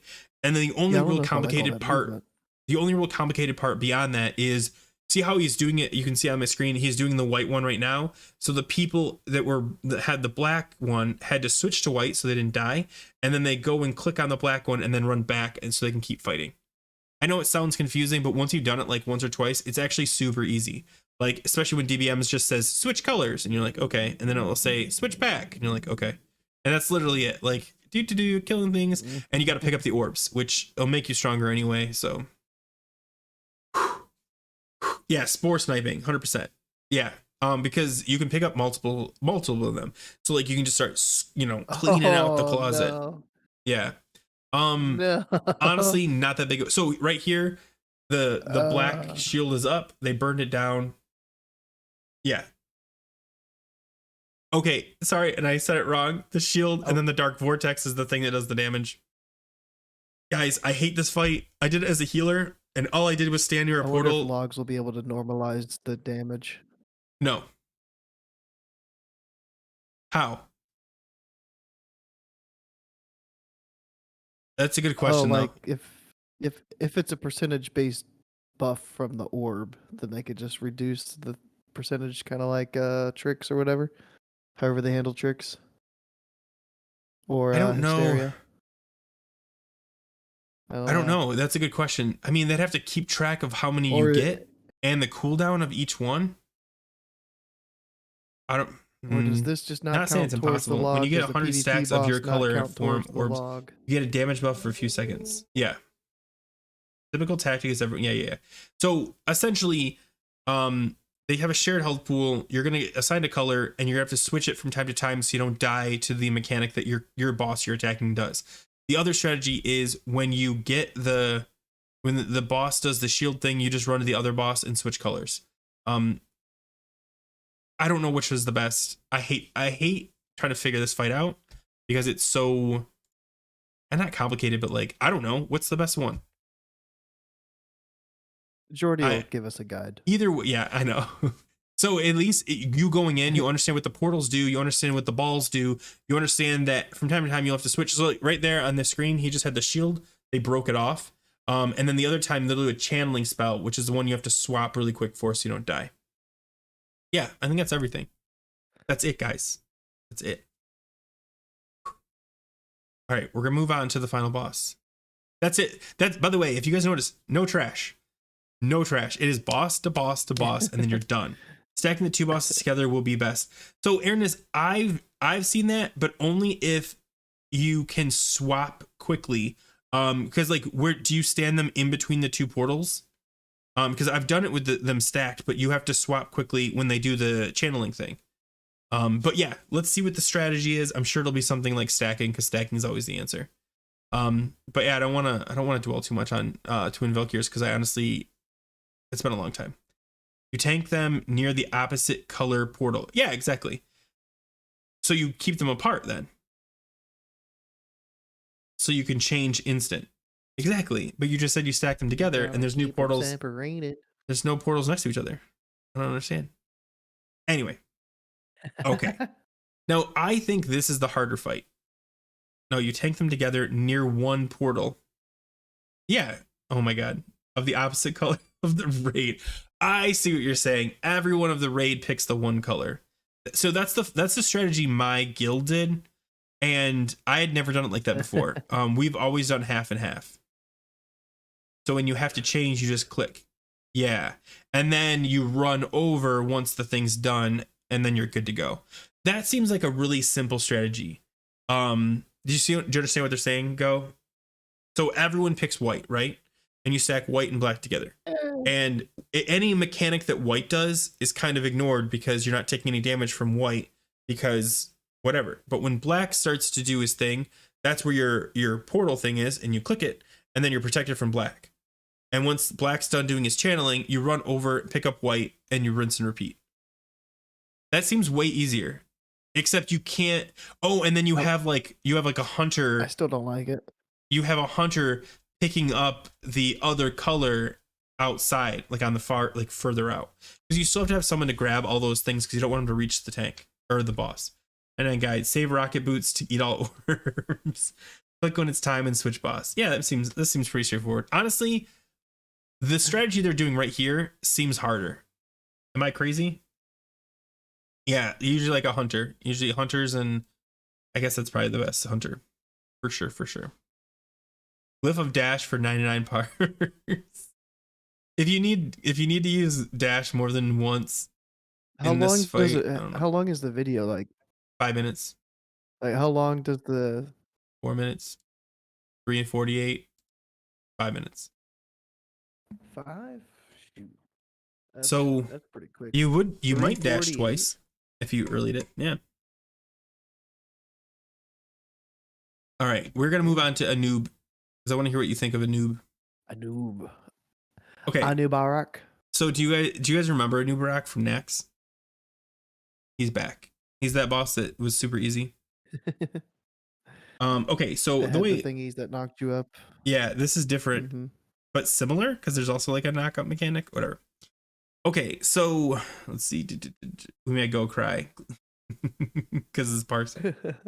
I normally have Glyph of Dash in my regular feral setup anyway. Yeah, I do too. Because what else are you gonna get? Mm-hmm. Okay. So, so do you see on the screen off to the left there is an orb in the sky? These are called frost spheres, and you usually assign someone to shoot them down. And what you want to do is you want to pick where the tank is going to tank. Usually, we have him tank where he's at on the screen, but facing back towards the circle. Oh, you know what? Let me back up really quick. If you're wondering how all of a sudden we're not in the arena, after you down the boss and start this, the floor disappears and you just fall down into a pool of water, and then you come over here and you fight him. If you die when you run in, you automatically just drop down. It's kind of fun. Or as Scott says, Anubarak. I don't know how to say it. Like Anubarak. Anubarak. In Nax, the boss is Anubricant. Bro, if there's a difference between these two guys, I can't see it. They look identical. Anubricant versus brothers. Anubarak. Yeah. Oh my god. Oh, I'm so glad you cleared that up. Anubarak is the old kingdom dungeon boss. You idiot. Wait.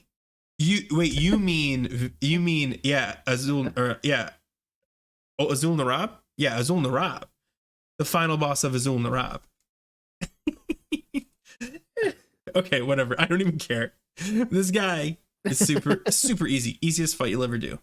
Okay, so you're gonna see there's these frost spheres in the sky. They don't do anything. When you kill them, they drop down and they put frost on the ground. And this is very important. So normally what you do is you tank the boss similar to where he's at, but we have him facing away. It doesn't really matter. You want to tank him like right there though. And then you drop spheres. Let me hit play and see if they actually do it the way we do it. You drop spheres on both sides, like left of him and right of him. But you don't want them touching. You want them separated. So like the DK just gripped it and killed it right there. And then you're going to have another one usually on the other side of him. And you want to spread these out kind of like throughout the room. You don't want them stacked. You want them spread out. And it becomes important. Also, the ads start spawning. In 25-man heroic, you're going to get 4 ads. You want to tank them on the snow that you drop. And the reason is because they can burrow, I think. And it also slows them. So like it's bonus. I'm pretty sure that's the reason you tank them on the snow. Ooh, yeah, Oh, zombies, Zimbabwe's, spiders, or whatever. No, I'm wrong. Martin was right. I give up. I don't care. Okay, so anyway. Okay, sorry. Okay, so you drop them. Now, once you burn the boss, which is essentially what you're doing, because the tank's just tanking, and then the off tank is handling the ads, and it looks like they're doing what's called the block strat. This is one tank handling 6 ads. Usually what you do is you have a warrior that has a high block value. They can just eat all of these. If you don't have a warrior with a high block value, they cannot handle this many ads and they will essentially die. Essentially. Or you have 2 tanks, like 2 off tanks. So this is like what's called the block strat. Once a noob goes underground, which is what she just did, I think it's a girl. You then switch the ads and try to burn them down. Now, if you look on the screen, there is a little spike thing chasing someone around the room. This is really important. This is, what's it called? It's called pursuing spikes. Now, these spikes get faster and faster and faster. And the only way to stop them is if you get impaled or you run it through snow. But you don't want to run it through snow right away. And I'll explain why in a second. So you get pursued, you run away. If you're near the spikes, even if you're not being pursued, it'll still do damage to you and it'll shoot you up in the air. Stay away from the spikes. You're going to burn the ads down. And also the little scarab dudes come too. they'll randomly drop threat and pick up threat and charge healers and all kinds of stuff. Essentially, it makes the most sense to just stack or kite them around the snow, because the snow also slows, and you want to get them all and burn everything down during this phase. You want everything to be either close to dead or dead. Then when the spikes get so fast that you can't outrun them anymore, that's when you drag it over to a snow pile. Theoretically, I'm gonna watch him and see what he does. So he's waiting for the snow pile. Oh, and he bopped himself. Did you see it? I don't know if you didn't see it yet, but he bopped himself. And then you drag him into the snow, which he did off screen at the very top, and that changes the pursuit. And so now he's pursuing somebody else. That's essentially the thing. But when he does that to the snow pile, it goes away. That is important because you only get in heroic 6 snow piles. So if you try to use them too fast, like if you get scared, or if the person that's kiting is bad at it and just drags through a snow pile right away, then you don't have the snow piles to finish this fight properly. You need to drag them around until you're about to die and use your boots and everything like that. And then you're like, okay. And they just do a bop and they just keep going. That's such a cool idea. And they didn't even need to use a snow pile. That's awesome. You can get away with using 3 snow piles, and it's okay if you have the DPS for it, because you can stop him because you get 6. But if you're taking 3 cycles for him to go down, then you can only use 2. Does that make sense? Like if you use all your snow piles in the first phase or the first down phase, you don't have the snow piles to survive any of the other ones unless you're bopping like they're doing every time. Anyway. Yeah. So then there's Yeah. more. So then towards the end, okay, I started typing this up and apparently didn't finish the sentence. So towards the end, when he hits, I think it's 30%. So he's about to do it right now. He's going to get, what's the thing called? I guess the insect swarm kind of thing. And he's going to start doing crazy damage to everyone and leeching swarm. So everyone's going to start taking damage. And what you don't want to do is top anyone off. You want to keep them low, but don't let them die while you continue to burn the boss. It is harder than it sounds. This is a really big strain on the healers, but you essentially want to only top off the tanks and keep everyone going. This is great for hot healers, great for bubble healers, and just burn the boss. All the DPS should just be burning the boss, ignoring the ads, because there's so much damage going out. If you can see like the grid, like everyone's just like Yeah. I've heard some Looks like people saying that the Tantrum, DPS we have in the eye level boost gear from all the war, that it might be possible to burst the boss and start last phase before the boss emerges. If that's the case, that'll be nuts, Airness. But as you can see, he's still doing the swarm. Everyone's still taking damage, but they're gonna get him right here. And I can't imagine that tank is doing too well. He's got 10 ads on him now. But yeah, this is healing intensive. This last part, this is where you look how close that warlock is to dying. Okay. And that's it. That's it. I make it sound easy. I mean, maybe I don't, but it's absolutely nuts for healers to try to not top off and heal. And I want to hold on. Let me make sure I read this right, because I was like scrolling through it to make sure I understood it. Leeching Swarm. At 30%, Anubarak releases a swarm of insects that attack the caster's enemies, leeching 10% of each target's current health. A minimum of 250 health will be leeched. The ability heals Anubarak 1.5 second cast. And that's why you don't top them off, because if you... okay, sorry. I was like, solo heal. Okay, yeah. If you overheal everybody, Anubarak actually gets that back and as a percentage of healing. So you want to keep their health pool low so that the leeching doesn't continuously heal up Anubarak. Mhm. That's the part I forgot to type. I knew I forgot like a Yikes. sentence of it. That's weird. You want to remove stand buff as well. That's Yeah, so interesting. That's a good I'm idea. guessing that's when you... Yeah. I'm guessing that's when you want to lust, but then the Yeah, healers for are gonna sure. have lust, so they're gonna be like, it's gonna be weird for the healers. Yeah, and I heard that like downranking. So if you guys don't know, downranking, Yeah, I heard about that too, yeah. Downranking for the most part is dumb because the cost is the same no matter what rank you use. However, for this particular fight, it does make sense, even though it's the same mana cost, to just heal smaller so you're not over healing people. Because if you top them all off, you're just healing up a new Barak, which is, counterintuitive. So things like wild growth are actually pretty solid here. Anything that's like a smart heal that will target like the lowest healed ones. That way you're only healing those that like are the lowest and you're not over healing people too much. What fight doesn't Disc Priest do well on? Yeah, that's true. Resto Druids for sure. Yeah, like if you're a Resto Druid and you're like, man, I can't wait till there's a fight for me. The last 30 seconds of the final boss of ToGC is all you guys. All right, you finally shine. You get that one moment. Whew. So I see this mage has a flame cap on, RIP flame caps. Just wanted to put that out there. And then they've also got 4 warriors. That's kind of cool. Kinda Private crazy. server. And only Private one server. warlock. Yeah, that does seem weird. I mean, that's the thing. Like these private servers and old servers didn't care that much about comp. Like even if you put, let's look at this one. Look at the amount of paladins in this one. 1, 2, 3, 4, 5 paladins. That's nuts. If you still only have one warlock, though. One warrior. Oh my god. Everybody I just gotta hit brought play. one demo lock and that was it, huh? Let me close these. I think that I created these like. Hey, at least let me- there's some rogues in this one. I 4 can close rogues. all There these you go. groups. I have like 30 windows open. I wonder if that's a problem. Okay, this one Maybe works. that's why you're. Yeah, I know. Oh, this is the so 10 man. slow. You got Let me see 30 if I can find. tabs. Here's a 25 man. I mean, I set this all up so it'd be easy to do, and it did not help me at all. Oh, that's your video. Okay, we're gonna hit refresh on this. So, looking at that, what do you think? How hard is ToGC gonna be? I mean, I didn't go over any detailed strategies, but at least you get the idea. I feel like it's gonna take our guild a little while to get like the 50 attempts left, you know? Like I the think no the 50-50 white is gonna lead, be hard for the everybody. 272 cloak. Yeah. Yeah. Unless like if they don't tune it at all and it is how it was back then, like post I don't even know if any of these bosses had nerfs, but if it's in its post nerf state and we get like an easy mode, then I wouldn't mind that. Like some of these mechanics look pretty unforgivable, but for the most part, it didn't look that bad. Yeah, like, and that's the thing. I explained everything, but like, if you are a specific class, there's a lot less to learn. Like, let's say you are a DPS, okay, on a Nubarak. Burn the boss, stack on.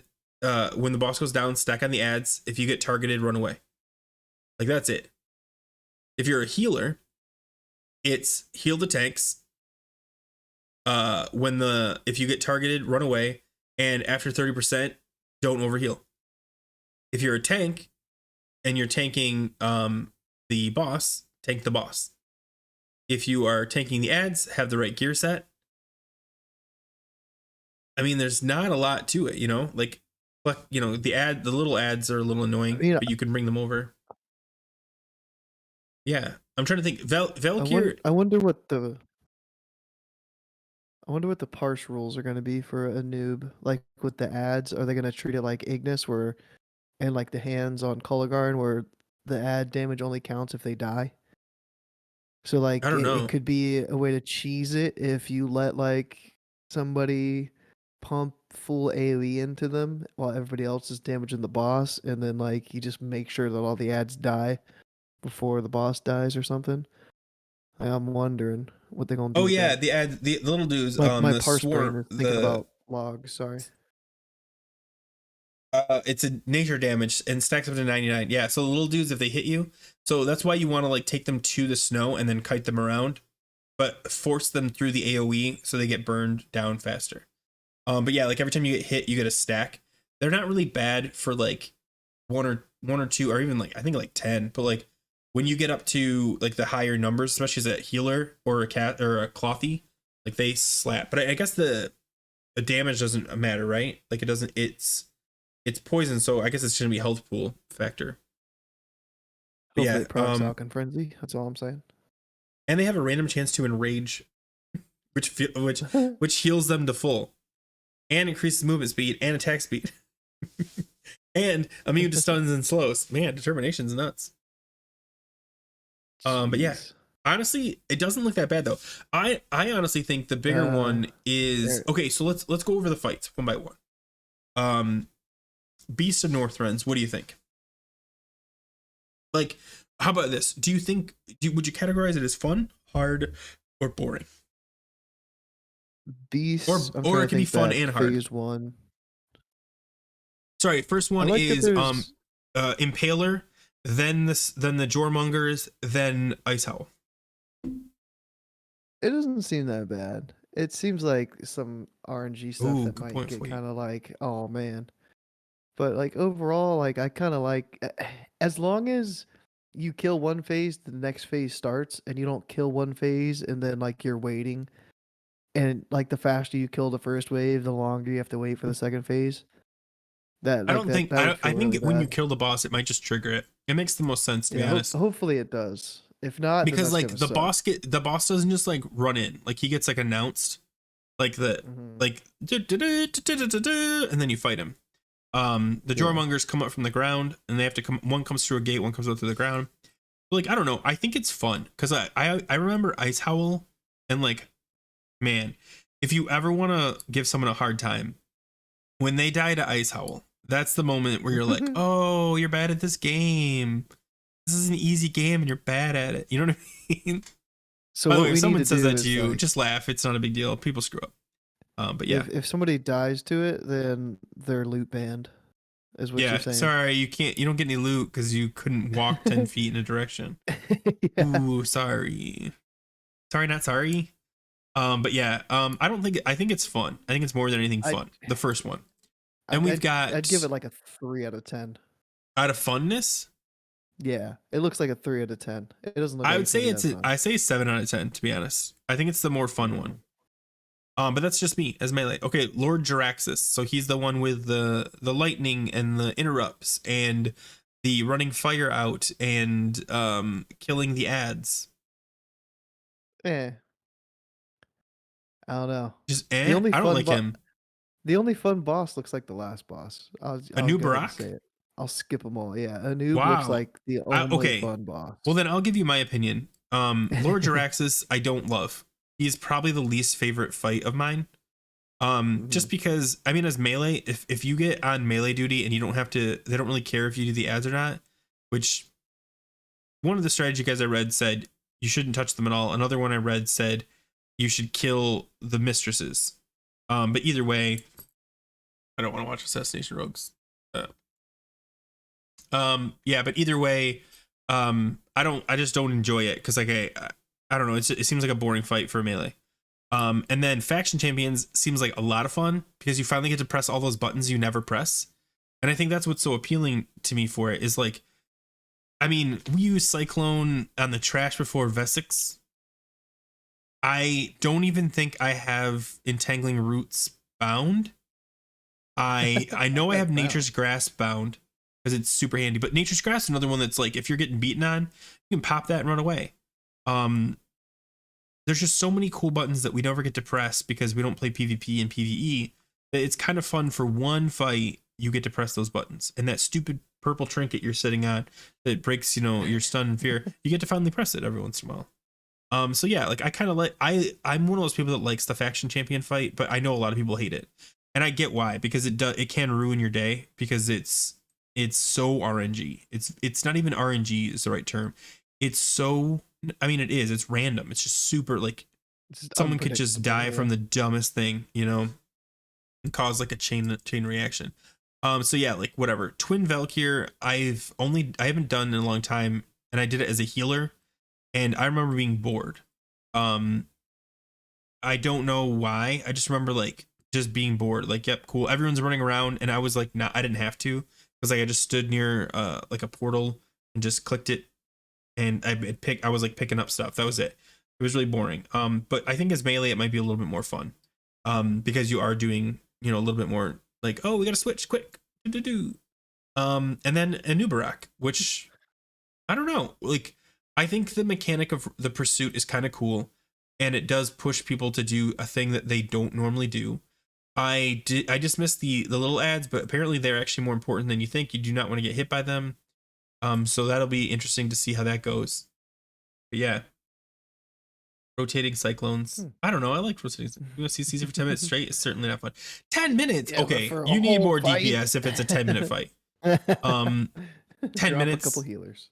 FFF insta cyclone for sure.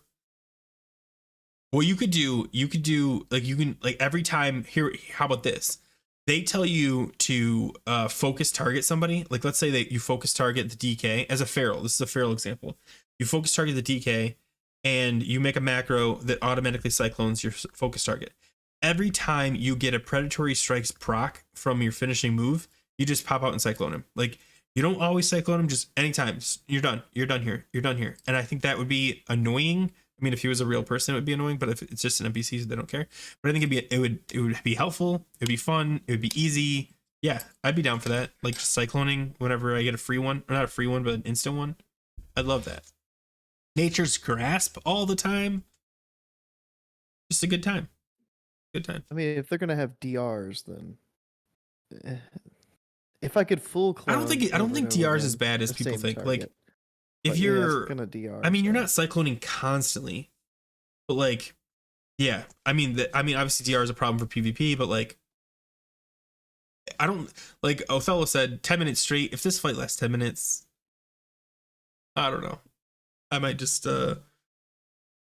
not want to do it either. Is mana drain gonna be a thing again? Are we gonna ask classes to mana drain like warlocks, hunters, priests? You know, that's what I mean though. Like, maybe, and I think that's what's so cool about it is there's so much room for creative strategies. Like yeah, let's mana burn everybody. Like, everybody focus mana burn people, and force them to pop their innervates, and replenishments and whatever buttons they can press. I don't even know if they have the full. I think they have the full kit. So other than like that 5 seconds from the charge from the one boss, the first boss, the last phase, are there any like spellcaster, like balance druid, not spellcaster, because we know mages can spell steal some stuff.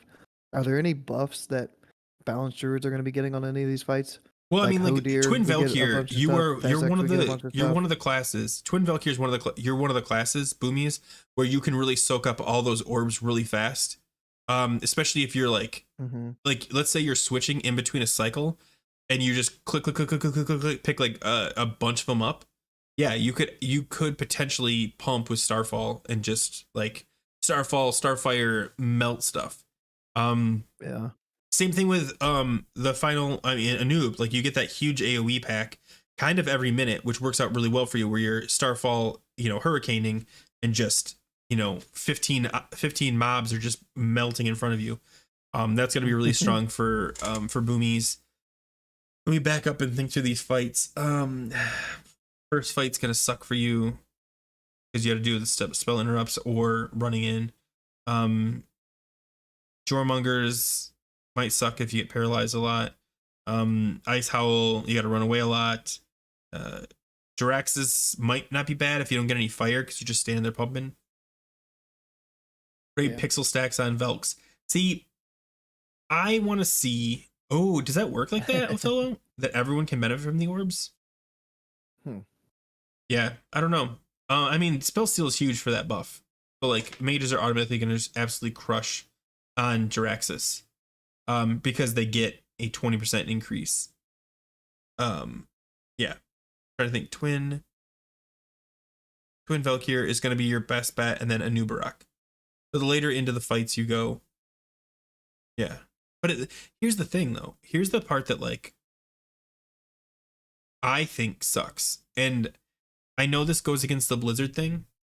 I wish you could do regular and heroic. Like, I know they're saying you can only do one or the other. ToGC, I don't think is the place where you make that rule. And here's why.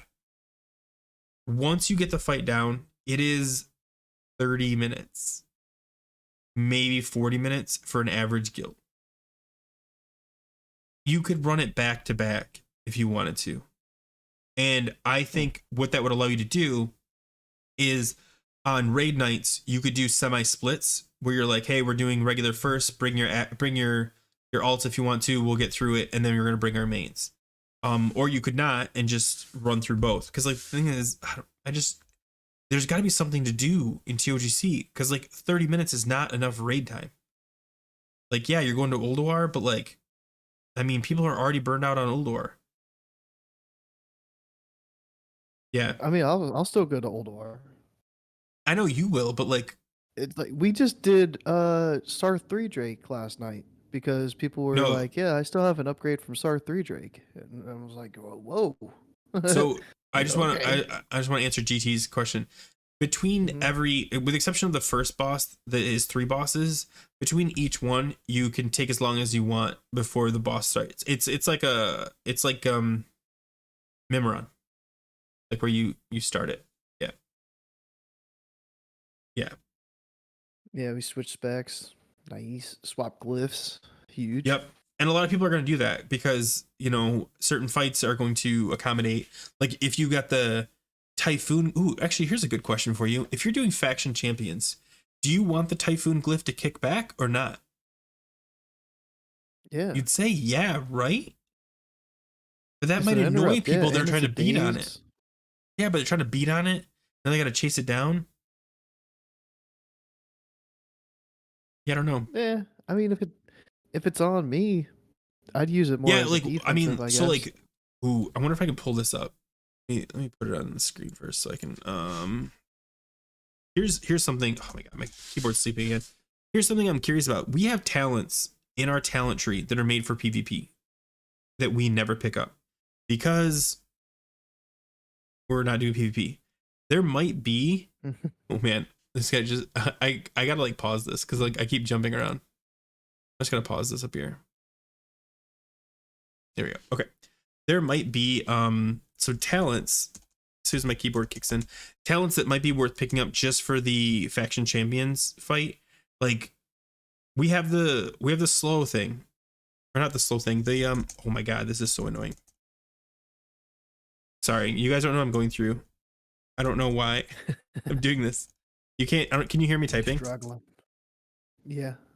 Oh my You're God. smashing that keyboard, bro. I know it won't work. Come Just like on. everyone's smashing that like button. Know what I'm Smash that saying? like button, guys. This is the segue. This is not an accident. Smash that like button. Yellow Wind's always on. Unglyph Typhoon can interrupt some mobs also. Oh yeah, that's a good point. Like to Mhm. save a Yeah. mob. I just think I could see it both ways. Like you don't want to push people around, but you still want to use the damage. Yeah, I don't know. It's probably better. Oh, there we go.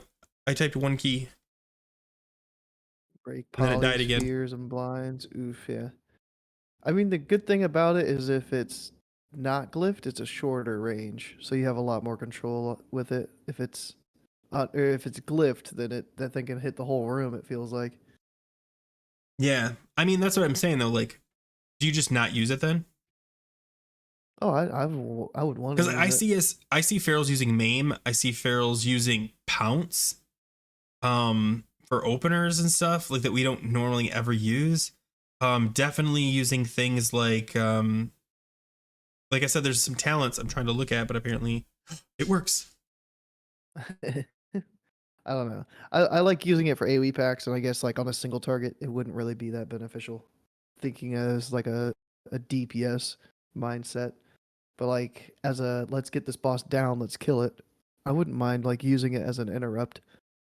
Okay, so primal tenacity reduces the duration of fear effects by 30%. Mm. Right? Like, you know what I mean? Like, yeah, like I probably wouldn't get it for any spec, but like I might build like a specific PvP spec. Yeah. I'm sorry, I'm trying to work my way down. Okay, so there's nurturing instinct, that's for healing. I don't really want that. Increase the stun duration of bash and pounce abilities by 0.5 up to 1 second. That's not bad. Like, I wonder if have you looked at your Boomy's. PvP talents to see if like there's anything, or Yeah, infected wounds, there's your not shred that maul? many. Infected wound reduces the movement speed of the target by 16 up to 50% and its attack speed by 20. We don't get this because other classes get it, but with a PvP mindset, you don't have a single target. You've got multiple targets. So like while your rogue or warrior, hope I got those right, are doing it over there, you could be doing it over here. And it might make sense to pick up some of these weird, things you never get as a Yeah. PvEer. Like I Yeah, wonder too Frost might be nuts. if boomies and casters in general need spell pen for that fight. That's something I need to research. Because Wait, say spell that pen's again? only like PvP. Spell Oh, pen. right, right. If we need Yeah, like a I'm cloak curious if enchant, you I want like think. resilience gear, because like I've got a full resilience set, but like would I wear it? I don't True. know. Like, does it really I've got matter? a couple pieces, but yeah.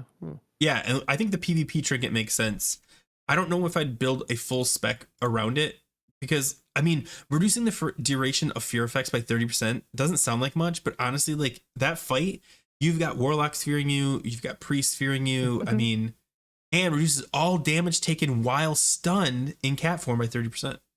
This might actually be really cool for that particular fight, like its own build specifically for faction champions. Yeah, I think that'd be cool. I think Boomies should look into the same thing. In fact, I'm gonna look for you. I've got time. Wait, do Boomies have any PvP talents? Not really that I can think of. I mean, we've got one that like our dot. It makes it harder for our dots to get dispelled, I think. Now you're gonna make me look.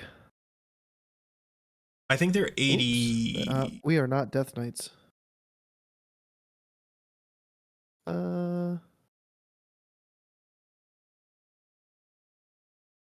I mean, Alkin Frenzy. Hello. Oh yeah, Alkin Frenzy. So you would definitely want Alkin Frenzy for that one fight. Hey. There you go. So when someone's like, "Why'd you have Alkin Frenzy?" You can now say, "Well, faction champions," and they're like, "Oh, okay, that makes sense." Yeah. Let's get it. And is it subtlety? Reduces the threat generated. Reduces the chance your helpful spells, Moonfire and Insect Swarm, will be dispelled. So, like, I guess if our dots are getting dispelled, we kind of want 3 points in subtlety in the rest of the tree, second tier down. In the middle, 2 tiers down. Reduces the threat generated and reduces your chance your helpful spells will be dispelled. Oh yeah, yeah, but like for that 30%. One talent, would you build a separate talent tree for it? Like I think for Feral it makes it interesting because you do have like a decent 3 points, maybe 2 more points here.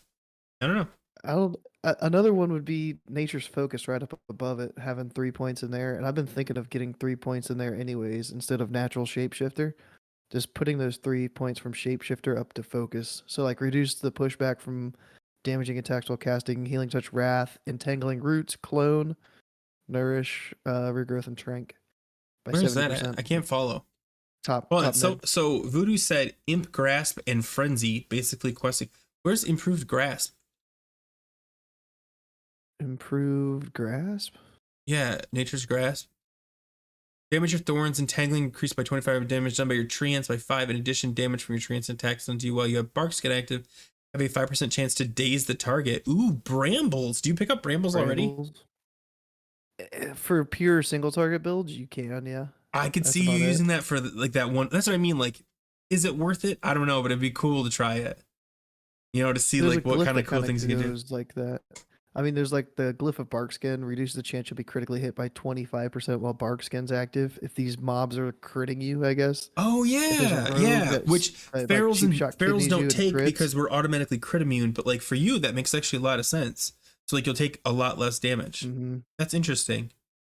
Yeah, I think that'll be cool. Glyph of Entangling Roots increases the damage your Entangling Roots victims can take before it breaks.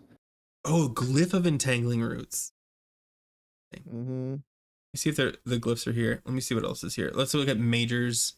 You said Frenzy Region, Focus, Entangling Roots. What are the minors? Is there anything in minor? Glyph of Dash, Challenging Roar doesn't work. Aquatic Form, no, nothing really.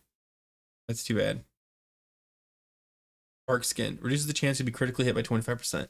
That's pretty cool for a Boomy to be able to be crit immune. Just by getting a glyph temporarily. Well, the cool thing about glyphs though too is you don't have to rebuild your talent tree to just swap them out and swap them back in. Yeah. You know what I mean? Like you could be like, oh, on this fight I'll just pop that really quick. Just get a stack of 20 and you're good for the first couple months. So Aaron says, I don't know if you saw this one. They're still considered NPCs, so resilience will only help for the crit chance reduction, not the damage. So yeah, then as for a feral, because we don't have a crit chance, that would just be pointless. Yeah. That's still pretty cool. I might work on a build specifically for faction champions then. To be like, look at all the cool, I can slow them down, I can reduce my fear, and I can stun them longer. Yeah, because we have like the worst stun. Like Hodge is so much better than Bash, it's embarrassing. Of Entangling Roots. Alright, let me check it out. I think that's the one Entangling I was Roots. talking about. Yeah. Increases the damage your Entangling Roots victims can take before Entangling Roots. Yeah, I think this would be good. Like if you're assigned to CC like like the warrior warrior or something. or a rogue. I mean, rogue would be a pain to try to deal with. I just use my arm PvP spec on that fight. Yeah, like that's what I wonder. Like, There you does it go. make sense to build a PvP spec or build a specific spec just for this? I think if you have a PvP spec, this is when you use it. This is when you shine. You know, just look at me. I can bash and I can slow and I can not be feared, because this primal tenacity combined with berserk and a trinket, you're almost like unfearable. I mean, you reduce it, berserk prevents it, and the trinket gets you out of it. Yes, please.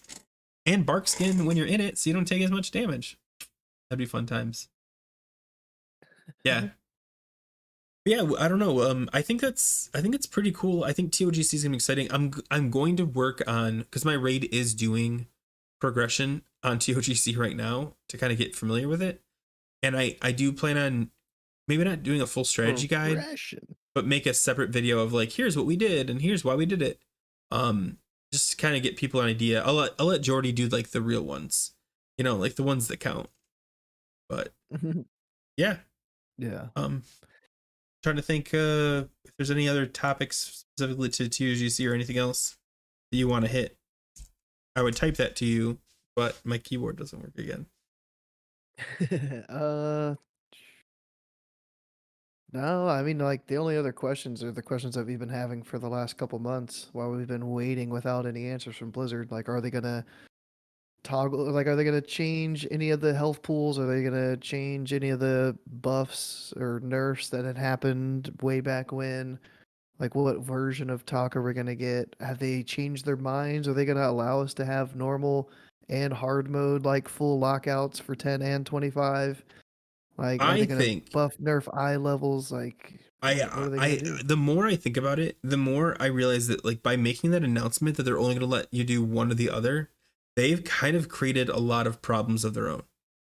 And the Yeah. easiest solution would be like, you know what, we never mind.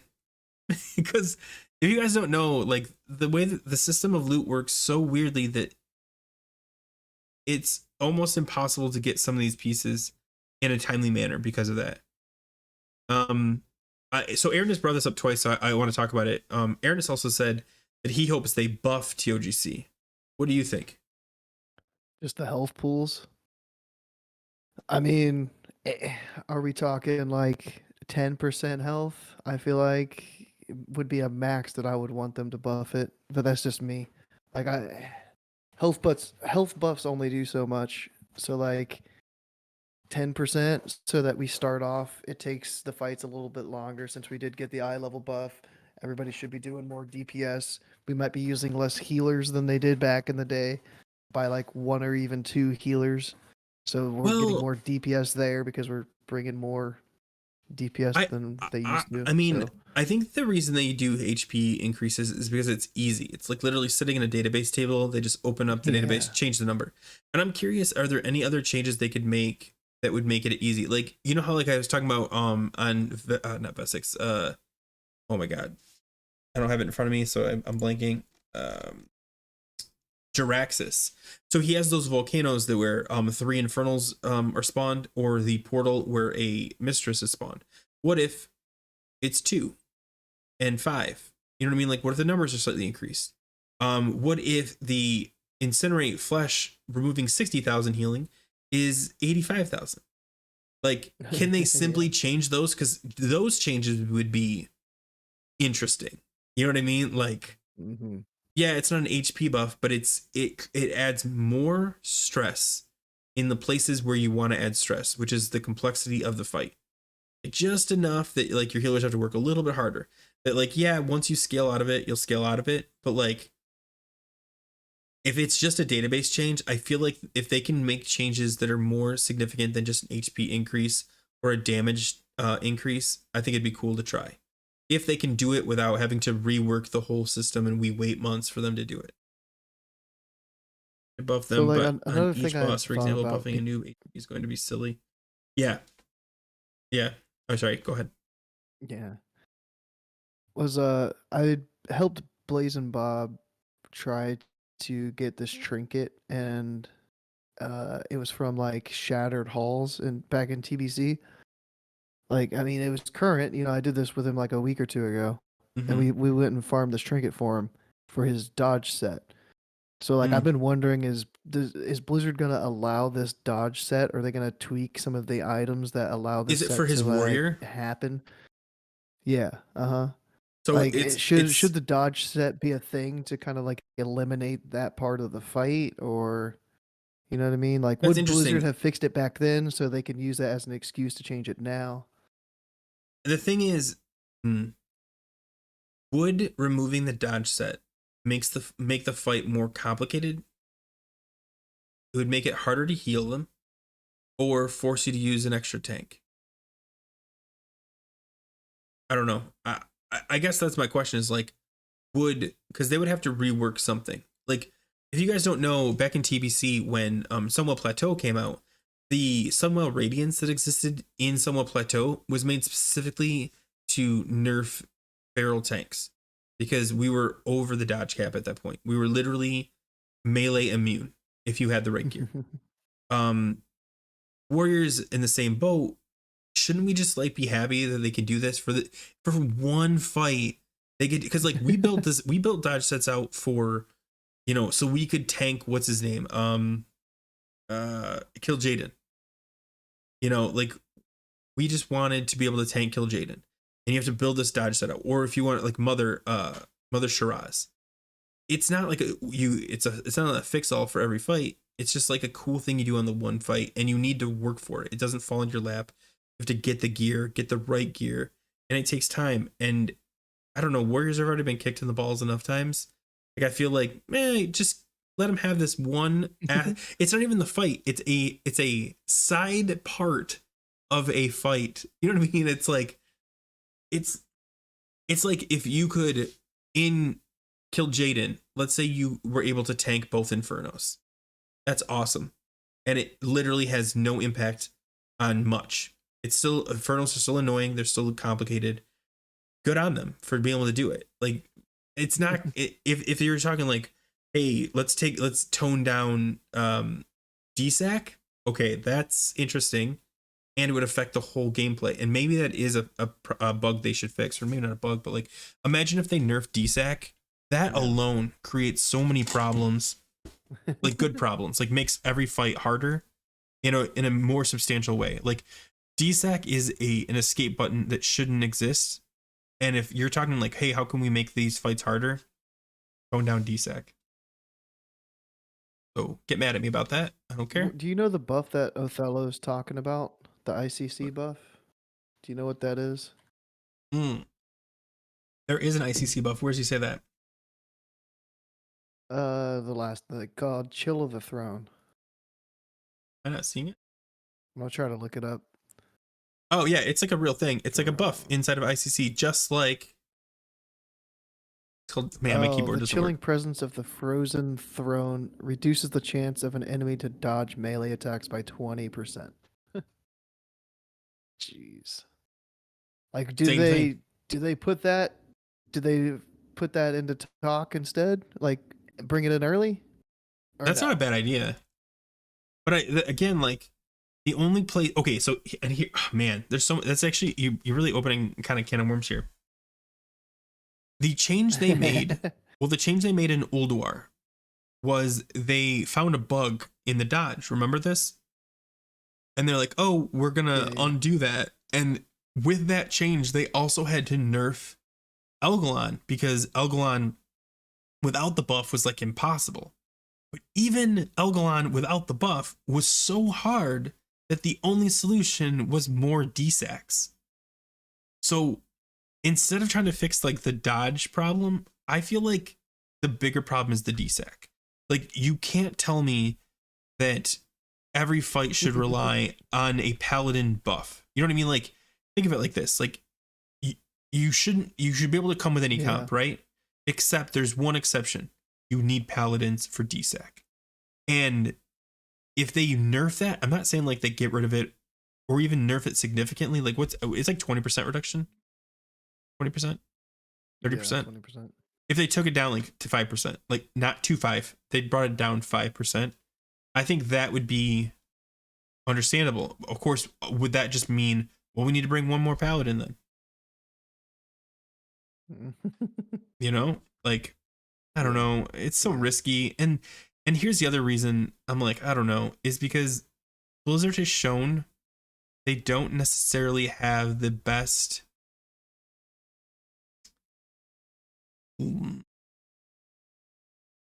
how do I say this diplomatically? They don't have the best long-term logic in mind. And like they might yeah. short-term fix it, but like what are the long-term aspects of the problem? Oh, like with Feral Druid changes that they just Well, did? You don't think not that even they were just looking feral, but ahead? like they seem to like I mentioned like the getting rid of heroic mode versus regular mode thing. Like they're like, yeah, you know, we don't want to force people to play 4, but like have they thought about they've created their own headache by saying that out loud? Yeah. And that's what I'm afraid. Like they don't have the forethought. They don't have like the okay, long term. This is what if they fix the munching and by fixing it they break something else or they didn't realize was an issue. Oh yeah. Yeah. This way bears will be better in TOGC. ICC is flat. HP is better. EG bear. PK tank will be the best comp to use. That's interesting, Zachy boy. Hey Zachy. Hey Zach. I should call you Zachy. Hey Zach, what's up? I haven't seen you in a while. We need PTR so we can actually see how will TOGC feel with our gear. Yeah, and I think that is a factor. I've been playing on private servers where the gear is like you can get ICC gear. So like my 292 gear feels really good in TOGC. But that's not cool. You know what I mean? Like when you got like a 6K gear score going into TOGC when you normally go into like 5K. Mm-hmm. There's a screenshot from somebody in a Discord that is supposed to be from a developer. Is that what it says? Or is it a GM? I think they Did said you a just get GM. it? They said Are a we doing guilty this asked again? GM when the PTR raids would be. No. This I saw it earlier. It's in Scotty J's Discord. You can go to the General Wrath tab if you want to look at it. You don't even have to like scroll up. You can see the screenshot right there. But I was looking at it at work this morning, and the GM, if Yap is a GM, rumor is this week. Nothing confirmed yet. So like Really? hopefully, yeah, we get some PTR this week. Do we get it tomorrow? Do we get it over the weekend? Here, let me see if I can put this on the screen. I actually don't really know how because it's like Discord. Like, do we get it before Dragonflight is like their new patch comes out? Can we like so it's not overlapped, or do we have to like wait until all this Dragonflight stuff like passes by and then we get a PTR when there's devs available? Like, Yeah, if we don't get it before that's that, what I mean. Like, like, nobody. how long do we to always wait? go back to this, but I can't not. It's so frustrating to have no idea what. Here, I just put it on the screen. I don't know if you guys can see it. I'm gonna make it bigger. Give me a sec. Oh my god, and my keyboard's not working, so I can't do shortcut. Okay, there it is. Okay, hold on. I'm just gonna make it proper size. Yeah, there's no. All right, so this is okay, guys. Like, this is not a leak. This is not a confirmation. This is just something that somebody posted. Yeah. And so I don't want to hear anybody like, "Oh, Griffin Go said," because let's be honest. Okay, so Yap said, "Do you know when they bring out TOC and PTR this week?" By the way, if you can't tell, there's clearly something clipped right there. Like they took out a middle thing. Rumor is this week, yeah, nothing confirmed yet. See how there's like a missing sentence right there, like they push these two together. They might have done it for brevity, but he seems like a nice anyway. But yeah, like I don't know, I feel like it needs to come out now because we have so many questions.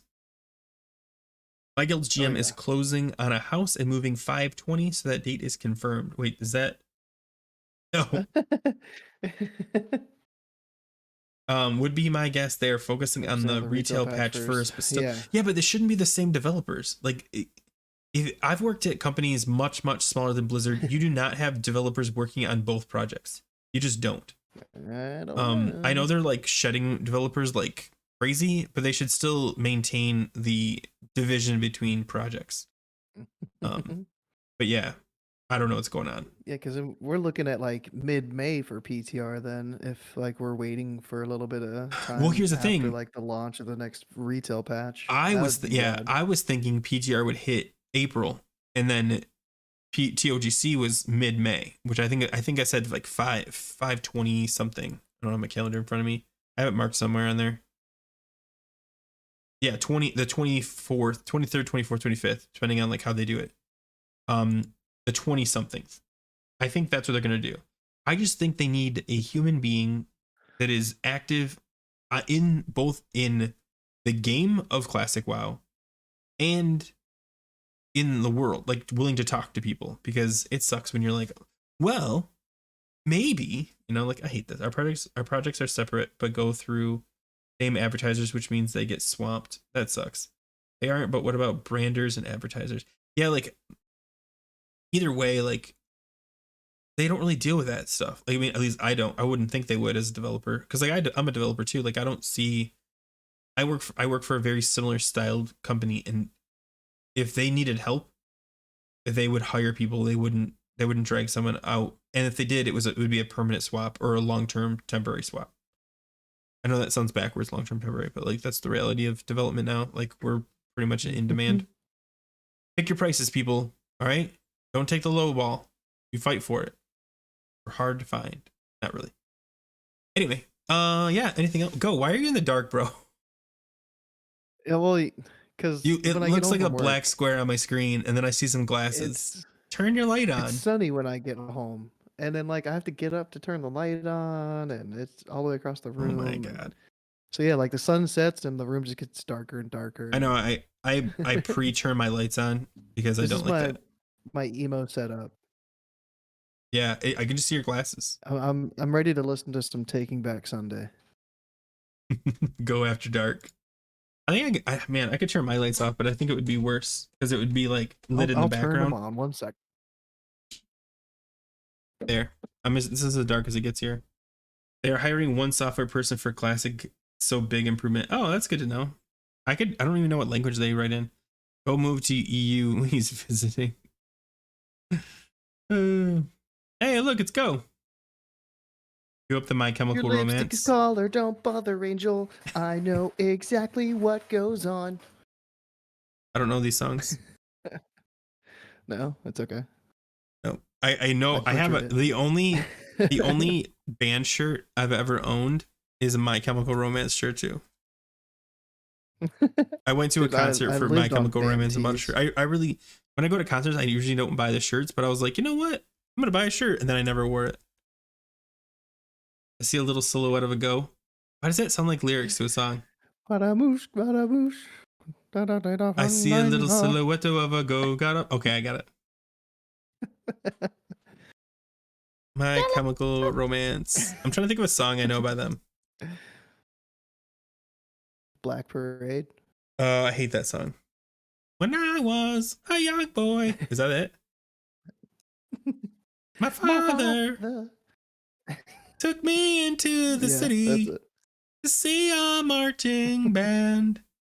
He said, one day he'll grow up. I don't like the pauses in it. I like the chorus, like the actual song.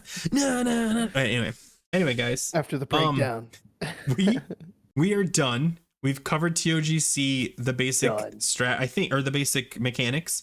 In the near future, we might be talking about next week, if I can go into doing it, the 5-man heroic TOC or whatever it's called. And that way, and I have some footage for you too, because I've actually been doing those, and it is boring after like the 30th in a row. But yeah. Maybe we'll talk about it, but who knows? I don't know. It's not my show next week. It's Go's show. It's my show, gosh darn. It's my show, gosh darn. Anyway, guys, thanks for stopping by. We hope you guys enjoyed it. We'll see you guys next week at the same time, 6 p.m. Eastern Standard Time. I'm Grif. That's Go over there. So check us out, YouTube, all that good stuff. I'm on Twitch apparently now too. Yeah, and as always, you want to say it? Take care of yourselves and your neighbors and your dogs and your pets and your squirrels and your rabbits. Get your dog spayed or neutered. Don't forget the bees. Honey's important. I'm clicking this stop. pollinate.